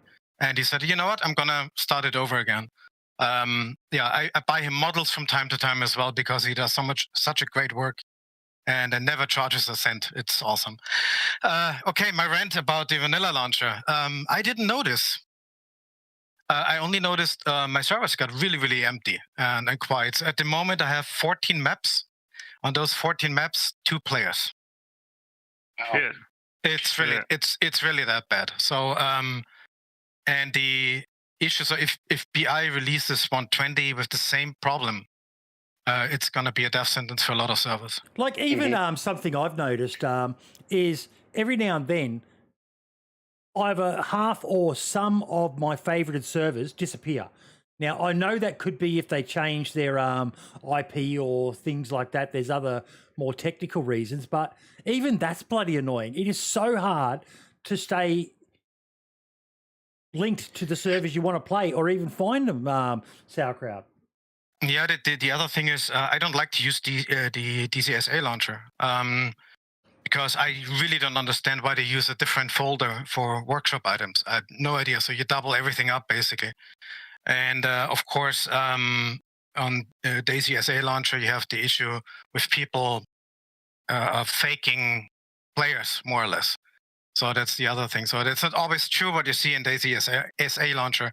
I don't like it that you don't see in vanilla launcher how many people are playing. It just stays slow and up until you reach a certain amount of players, basically. But in general, I like how it works. It tells you right away, okay, this mod has an update. Do that. But yeah, the server, the crashes they have as well. But at least it gives you an error message. When DayZ SA launcher crashes, you got nothing. And it crashes as well. So that's the other thing. So there's always it's a two-edged sword. One has advantages which the other one doesn't. Server search is still a pain in vanilla. It got better with 119, but not by much. The crazy thing is I have a player at the moment playing on my experimental server for Trenaros, which I cannot find. Yeah, he's probably got it favorited. Yeah, that's the thing. So I can't find the server. So you have to always direct connect, basically. Then it kicks you out because you don't have a mod loaded at the moment. And then you find it in a recent server. But it's such a pain. And I just want to quickly, Zyson just said something very important. If server numbers are so important, it is exactly correct what he is saying there. In Vanilla Launcher, you can click on copy server info and it shows the actual player count. So if you're in Discord with your mates, you can just copy that list and send a message to someone and it will show you. But even if you just expand it, I think, when you do it, I can't remember, it's been a while since I've had to do it, but it'll show you the exact player count. So you can see that in the official launcher. But nobody does it. Everybody just looks at the row of servers basically, and they go by that. Yeah, I mean that's the thing is it's the vanilla launcher is for people who just want to play DayZ basically. They don't Google around and look up. Oh, it's the different launcher, you know. It's not good for community servers. No, it's not. And the other thing, like he said, with it not showing player counts, we did that. Bean and Bardown did a farming event on our server last Saturday. We had like 41 people, and it said medium, 41 out of 60. And then it seemed like people see medium as it's not high or full, so they don't want to play it. And the thing is, you can go really sneaky with that one. I did it once when Eden was still a thing. I had trouble with Eden running perfectly. My server was too old back then as well. And I lowered the player count to 20 as soon as there were 11 people on it. It was high so and that helps as well. Of course, if you have a server with 128 slots or whatever, it always shows low even if you have 50 players playing. So that's a huge issue as well. Yeah. So should I read what I reported to BI last week? Yep. I wish you would. Yeah, please. So, hi, Geese and friends. So Geese, for people who don't know, he's the guy who has to go through all the tickets. Since 2 days ago, none of my servers show up in the server feed. I use 2 different server locations, but none show up. I do have special characters in some server names. I have my star system for difficulty. But even those without a star rating don't show up in the server either, in the server list either. In DayZ SA launcher, which I usually don't use, they do show up. Since I have my servers as favorite, I didn't notice anything. They still work fine. So when you bookmark them, basically, they still show up. That's not a problem. So Geese answered in, thank you for the report. We are aware that some servers do not appear correctly for everyone, and we are looking into this. Regards, Geese. And yesterday, I asked for a status update, and he just answered, unfortunately, there's no new info I could share. The devs are aware of this and will attempt to fix this. However, I cannot provide any estimates. And that's the scary part. Well, rest assured, the BI has some really good programmers working on DayZ. That's all. I'm in the same boat. Yeah. If it weren't for the streamers I have promoting and me having a platform on YouTube. Yeah, those I don't have. That's the problem. Yeah, I mean, that's what I was going to say. It's really hard. Right now, it's almost impossible unless people are paying to promote or they're faking their player counts on DayZ SA. It sucks. Yeah, and I stopped paying DayZ SA a while ago. Just quickly, I'll show. So this is the official launcher. And what Zyson was talking about, all you've got to do is go right-click, copy server info, and it brings up this box. Players 1 of 40. It shows you the exact amount of players on a server. Just right-click, copy server. For some reason it keeps on putting it over there, but yeah. And even on the official, God, it is so slow. Yes, I am streaming and everything at the same time, but no, it is that slow. It loads about 3,500 servers first. It's really slow. When he said go get a cup of coffee after you search it, he wasn't kidding, man. I'll make like a thing of noodles in the microwave and come back and it's still going.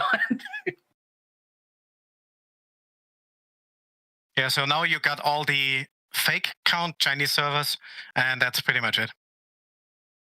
Even if you sort it by ping, so I couldn't find any server lower than 195 ping. Any. Yeah, the ping thing is scuffed too. I don't know. There's something going on with connectivity right now on pretty much all community and official servers. It's driving me nuts. And the weird thing is, I asked on Twitter as well, it even affects some Nitrado servers. Yeah. That is the odd thing. I mean, I'm self-hosting. As I said, I have 2 locations separate by each other, 2 different networks, everything. And and those are all the fake Chinese ones. They show up in DayZ SA as well, though. With 128 out of 128, something like that. As they said, they've got to be careful because it's a PR nightmare. Xenophobic and all the rest of it. So yeah. What I'm a little bit disappointed about is that it didn't disclose it publicly. So the BI Twitter account is pretty quiet about it, weirdly enough. Yeah, I've come to see that they came to learn that they don't like to talk about their black eyes, right? They don't like talking about cheaters. They don't like talking about hackers. And don't get me wrong, I'm always obsequious to the devs. I have friends that are devs, right? I think they're doing a great job. But even on the on the live streams, I could see it in Adam's face when someone asked about cheaters and Matei read it off. You could see it in his face. He was just like, fuck, why did they bring that up? But they don't like talking about it. They don't like when people make videos about it. They don't like when people tweet about it because it's kind of like bad publicity, I guess. No, it's not just that. But like it's also by talking about it, they're bringing attention to it. So they're kind of damned if they do, damned if they don't. Is the scary part of talking about issues like that. Yeah, it's even here on this show. We've sometimes wondered what do we talk about because by talking about something we're bringing attention to it, and is that attention going to be positive, a net positive of what we try to do? Because I was just making a point to Sauerkraut's point about there not being a public statement. I think that they try to not publicly acknowledge that kind of stuff because then other people will see it on the official DayZ Twitter and be like, oh, well, if the game's having, I mean, it's not a bug, it's an unintended feature. They can talk about it. But then again, I also agree that whatever they say, people take it as a promise, So if they say we're working on it, we're trying to get it fixed soon, then everybody's like, oh, they said the next update it'll be ready to go. People, so they have to really watch what they say. I mean, I'm really worried about the 120 because I have to work about. I mean, for all the servers, I probably shut a couple of them down for now. But I have to work usually per server about 5-6 hours. I'm by myself, so I have no admin or anything. So I'm all by myself. So 5-6 hours per map, roughly, and then usually with a release. So I usually prepare. So I shut the servers down in the morning. Put on all the files from the experimental, basically update the types files, map, group OS, and whatnot. And then usually with the update, something still breaks. So I mean, I tested my mods, but I know for certain something is gonna break. At least 3 of all the servers are not gonna boot anymore. And I mean that's a problem as well. I would love to see a little bit more communication with the community servers. Then we get a pre-warning system. I say, you know what? We intend to update to release next Tuesday. A week in advance would help a lot. I had to write I had to send an email We've talked about this morning. This in the past on the show that there needs to be better communication about updates. Even just it sounds like they've done better with the modding, but when they're making changes like this, and there needs to be better communication. If they do a special mod community newsletter or something of because they may get advice because some of the modders I know have been involved quite heavily behind the scenes working with the DayZ team to help identify some of the technical issues that have come up. So I was going to say, even if there was a place where server owners and modders could go that normies wouldn't be interested in, that they could just post to us. They do have it. They do have it. It's the Bohemia Interactive Forum. Okay. I never see it. It's never really that active, though. You know what I mean? No, it's not. That's exactly the problem. But if they have a server tab, basically, it's okay. We post the information just for server owners. You have to register, put in the IP of your server or whatever to be approved. And then you get a little bit pre-information how you can prepare your server so they're not down. That's on them. I didn't even know that. That's on them to promote that. That's something that DayZ has to lead. They have to drive creating a culture where people want to go there to share information because they're getting good continuous feedback. If people are going there and just posting stuff and there's nothing being done other than it might change a status, but there's no communication, then people aren't going to bother.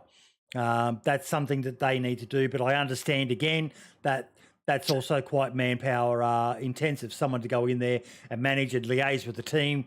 And we don't want the team spending all their time just communicating. We'd rather that they're fixing stuff, but we still want to know what is actually happening. Yeah, I mean, I just hope everything turns out well again. I mean, the thing is, they really work hard on the game. I mean, they update a lot. They do listen sometimes to the community. And I'm really hopeful. I mean, I've been doing this for 4 years now, for Christ's sakes. Yeah. It was never easy, you know. I mean, it was never a full pop server, except maybe one map for a little bit. When it was a new map or something. But I still like to provide a service to my players. I don't get paid. The exact opposite. So last year I spent about €8,000 on 2 servers, and I got about a RAM stick worth of donations. Yeah. But I mean the not even talking about power utility bill and whatever, you know. So yeah, I mean it's really it would be nice to have maybe one special person in the DayZ staff. They're just here for the community service and say, you know what, we're going to help you out. They've got that Dance of Jesus guy. He does fucking nothing. Maybe they put him in charge of it. He just puts down trees. Yeah, Lad's looking for a job, right? He's working on forest really hard, and he does a good job. Right. And again, he's going through the forest at the moment, spinning all the trees. His theory is that if he just turns all the trees around, everyone will think he's made a new map. So I think that's a 200 IQ play by DOJ right there. He's clearing out the Northwest Airfield at the moment, so give him slack a little bit. Right, so keep us updated on that, mate. We've got to move on because we're getting close to the end of the show. Thank you so much for the update, buddy. Bye-bye. Okay. Bye, mate. We're going to do it, mate. We're going to do it. We've got time. We're still about 10 minutes short of knockoff time. Content creator spotlight segment. Cobra, take it away. Okay, right. This week, this came down to 2. I won't mention the latter at the moment. We'll just go with the one I'd like to show off this week. So we're going to go over to Sid and his YouTube channel. Have you got the link there in the chat Boydie? I'm sharing the channel right now, mate.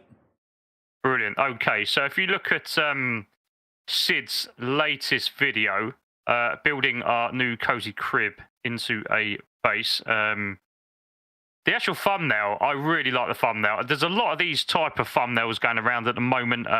Clearly, a lot of content creators are going to the same 2 or 3 thumbnail artists, but I like this thumbnail. Quite simple, well done, and the story's not too bad either. So if you get a chance, Sid's channel is currently on 12.8 thousand subs, so he's doing well.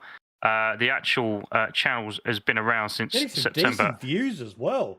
It's always good when you're seeing way more views than you have subscribers. So that's awesome for him. He's doing really well, mate. I mean, the channel's only been going since September 2021. And if you look at some of them views, 137k, 78, 60, 59, 53, 52. He's doing really well. So fair play to him. And if you look at a lot of those thumbnails, they're all of very good quality, I would say. So my content creator spotlight this week is on Sid.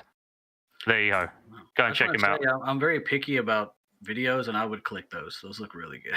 They look really good, don't they? Yeah. I really like those thumbnails. I think Archie will probably have testament to this as well, mate. But it gets to a point. I mean, me and Archie had a little chat about thumbnails this week, just past week.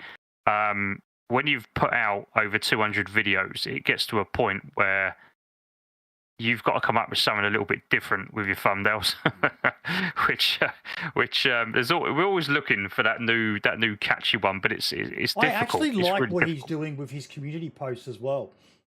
He's doing well. His art theory and all the rest of it, and is he making these himself? Is he drawing this himself? Because boy, he's got some skills. I don't know. I've not spoke to Sid, but I think you've got 2 options here. Either that's his own work, his own sketches, and if it is, fair play to him because that is outstanding. Or when you go and hire a thumbnail artist, they will send you the sketches. Right. So the really good ones do send you the sketches. So it's one or the other. I'd like to say it's kind of looking like he's doing it. And if it is, fair play to him. I'm going to shoot him a message. I'll ask him.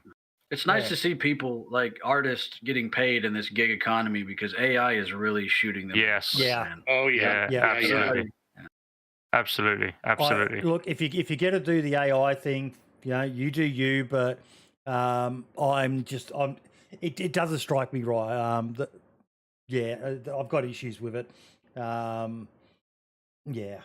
We've talked about it personally, I mean, I've looked at a load. There are a few now in the community doing these AI thumbnails, and I've got to say, if you put those AI thumbnails up against this guy Sid's, I think Sid's wins, hands down wins. Yeah, the only one I've really seen doing it well is Bean. Hers Beans, good, but she's got an eye for that kind of thing. So, I mean, I've seen the difference in her channel since she's changed the name, obviously, and gone down that route. And I understand, I do like what she's putting out. That's all good. But if you look at some of the other ones, there's some real disasters out there. Yeah, there are. I mean, I spoke to an artist last week. And I said to him, so how are you actually creating? What is it you're doing? And what they're doing right now, because AI isn't quite good enough to generate these type of thumbnails. So what they're doing is they're getting backgrounds off AI, and then they're doing the rest of it in Photoshop and stuff. So yeah. I've got an example of a really, really bad channel that doesn't know how to do thumbnails. Go on, show us. It's absolutely fucking terrible. These are some of the worst thumbnails I have ever seen. Okay, but to that point, I will say, our buddy B-Wad, his thumbnails are not like spectacular, and he does like if you go to B-Wad 99's channel right now on YouTube, his thumbnails aren't amazing, and he's still just raking in the views. You know? What I mean? Yeah. Like if you go to his actual thumbnails, like he's got a video, like see those thumbnails? They're not outstanding, but if you look at his like beginner guides, he's got like 500,000 views on one of them. For a DayZ guide, dude, wow, that's insanity. And how long ago was that out though, Archie? When was that one out? Was that a year ago too? Yeah, about a year I think he did one. And it just it did really, really well. You can go down there and like that, right there, his guide. See that one? Look at that. That's the most basic thing ever. It gets the.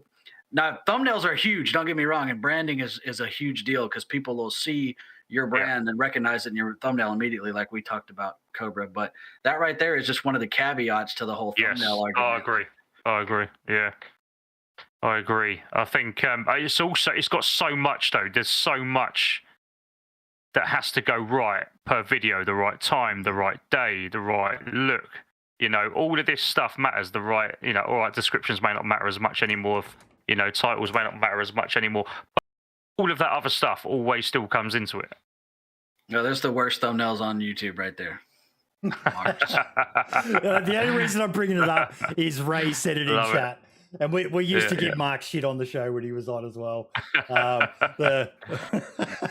working on my thumbnails, actually. You can't now, bro. It's your brand, dude. Do you remember this one, Archie? Oh yeah, but look at his what is it? The military convoys guide right there. It's plain as hell, and he got over 100K views on it. Yeah, so really, I mean, it's all about your branding, man. Yeah. I think any video that he does that he talks about films will get me watching forever. It says 33. So, peace out for now. Okay, ladies and gentlemen, we are pretty much done. We will do individual spotlights. We'll start with you, Falcon. What's something that you want to shout out this week?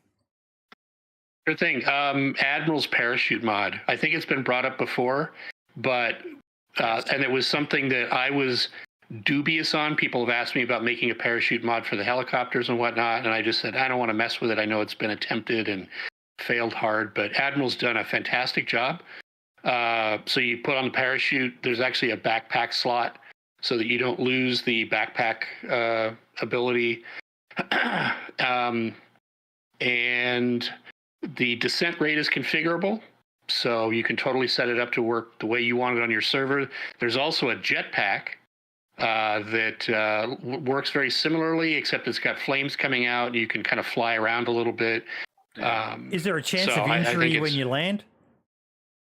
There is not, I believe. There should be. Did you see how good those particle effects looked on the flames, dude? That looked so good, man.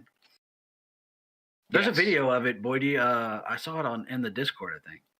If you want to do it, check it out in the DayZ Discord because we are coming up to time. But yeah, I did see them myself and it looked awesome. But they definitely got to look at a random injury chance for the parachuting because we used to always laugh like we had a para battalion here in Australia, 3 RAR, and they had a whole company dedicated to rehab for the amount of blokes who had leg and back injuries from parachuting in. So yeah. I broke my right foot 3 times on parachute jumps in the Army. Oh, good Lord. Knees too. Knees are gone too. Archie, what about you, mate? Something you want to shout out? Yeah, let me. I just dropped her link in chat, and it's not Nitro. So Sweet as Kill is a YouTube streamer. She's an item with Billy BY, the guy I talked about earlier. Outstanding young lady. She just hit 1,000 subs on YouTube. Nice. I don't know if she's got her watch hours up or not, but we've been trying to push people over there and get her subscriber count up. I just realized it's over 1,000. If you're looking for, she plays with Bean a lot, plays with BWAT a lot. If you're looking for another content creator to watch who's very interactive, very wholesome, and good at the game, check her out. You know me with the up and coming people. I always like to shout them out. Exactly, so mate. Give her a look-see, give her a sub. It doesn't cost you a thing, and you're supporting the small DayZ YouTuber community as far as live streams go. And give her a hell hydration. She's live right now. Cobra? Okay, I'm going to slightly veer off what I normally do here. So this week's spotlight for me is a new-ish type server. I don't know if you guys have heard of this, but it's ARMX. Any of you heard of that? No. Negative. No. Take a little look at this, right? This is a server, ARMX. This is a server that is starting off with the new crypto Bitcoin mining mods. So you run around, you have to get airdrops and everything else, and you get yourself a computer or a laptop. I had a look at it a couple of days ago, actually. It looked pretty cool. So yeah, you then have to run about a bit more, go to some vaults, get all of the details, the extra objects you need, like a memory card and whatever else. Whack them all in, and all of a sudden you are mining in your base Bitcoin. And I think they're worth something like 200,000 per Bitcoin. So if you do that, it is quite, I wouldn't say difficult. I think the server's set up to it's going to be heavily PvP type server, but if you can get your hands on those, you're going to be one of the richest clans on that server. So my spotlight this week is this new server. That sounds badass, and I don't even play modded servers, but that sounds badass. Raiding somebody's Bitcoin mine? Absolutely, mate. Absolutely. Oh, yeah. Fucking hate Bitcoin. We just got Boydie spun up. Yeah. Don't get like Archie. Like Foxy's saying, don't say that to Boydie. Yeah. Mine. Sorry, ladies and gentlemen, but I have to do this.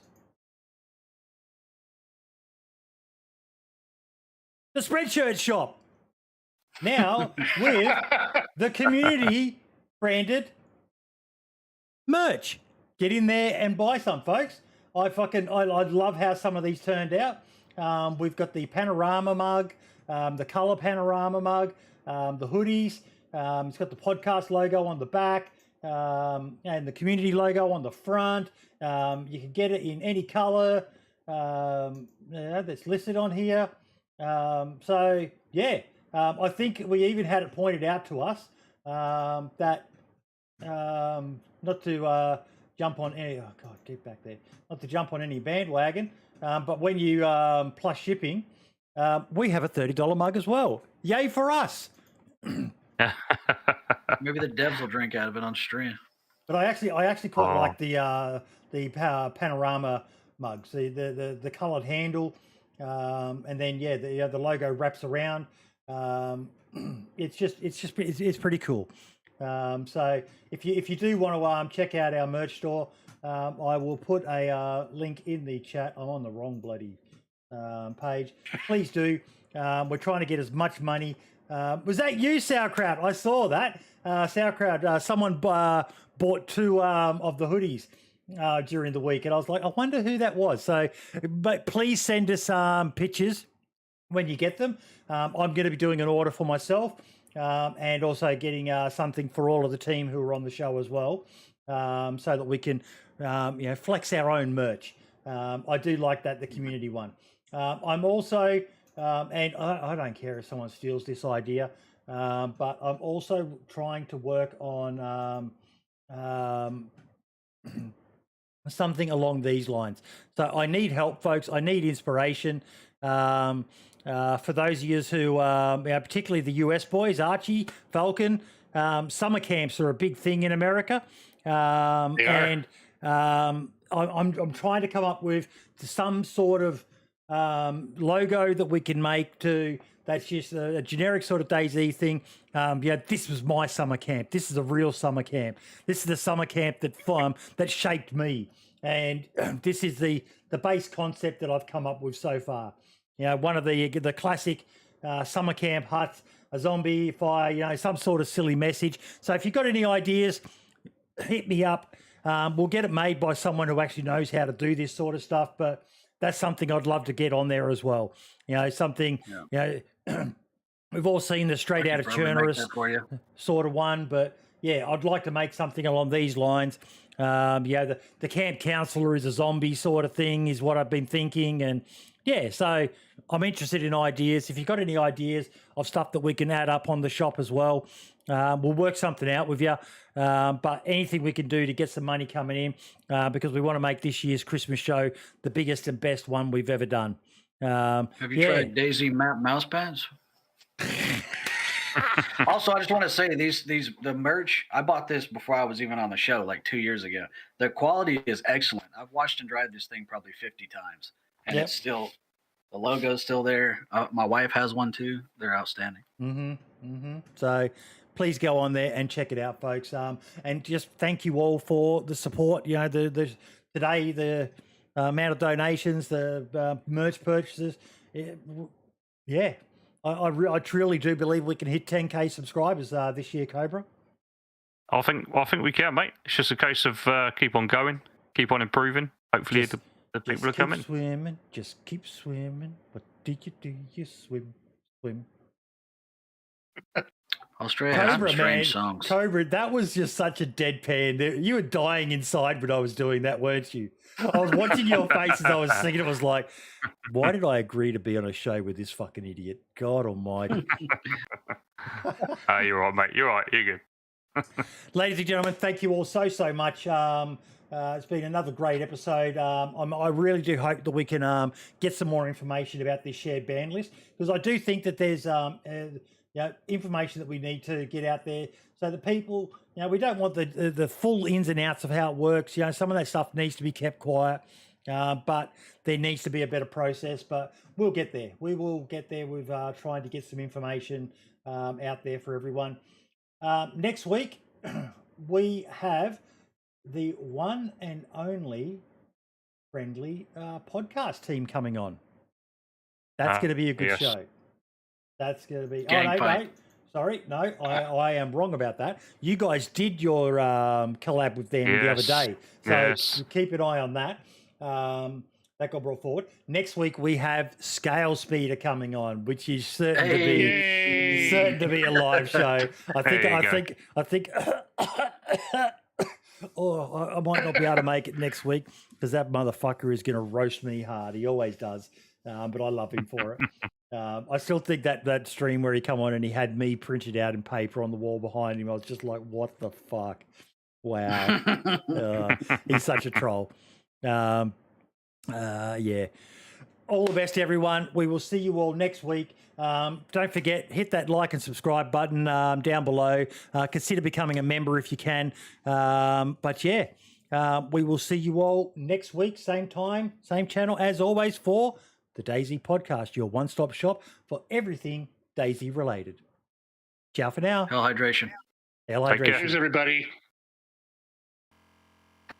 And we are done, ladies and gentlemen. Thank you all so much. Just muting myself in the Discord there. There we go. Good show. That was... No, deafen them as well.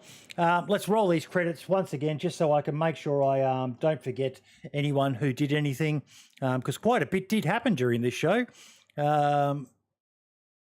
Let's move that over there. Super chats, Petty Weddy, Michael, the Bomb Doctor, thank you all so much. New followers, Rambo, everyone knows Dave, Dunder Barrett, and the new members, Michael, Darkwing, Buddha, Sauerkraut, thank you all so much, everyone. Let's find someone to raid. We will send you all over to Sweetest Kill for YouTube. Pardon me. Show her some love since you got a shout out today.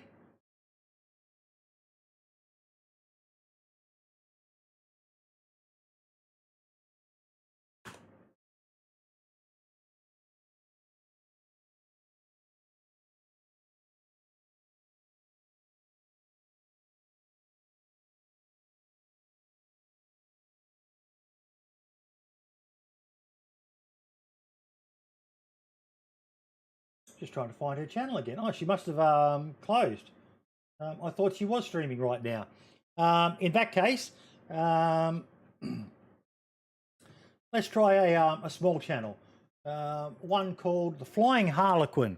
So if all of you YouTube streamers can go over and check out this channel, Flying Harlequin, show some love, let them know where you've come from. And yeah, as for you Twitch folks, let's find someone for you.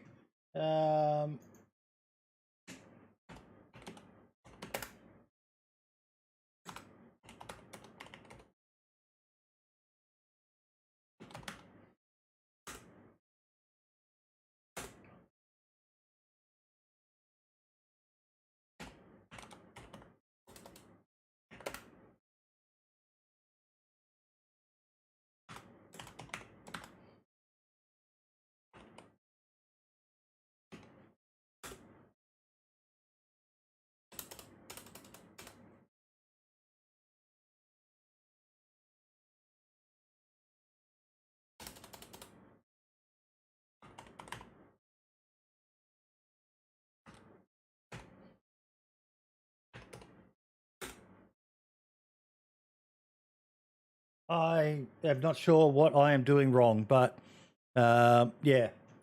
God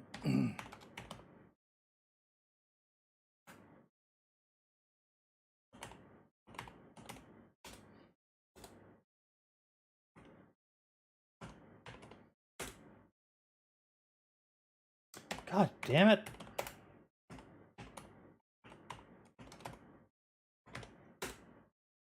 There we go. Gonna head over and raid Poetry Slam. Po's a good chick. All the best, everyone, and we will see you next.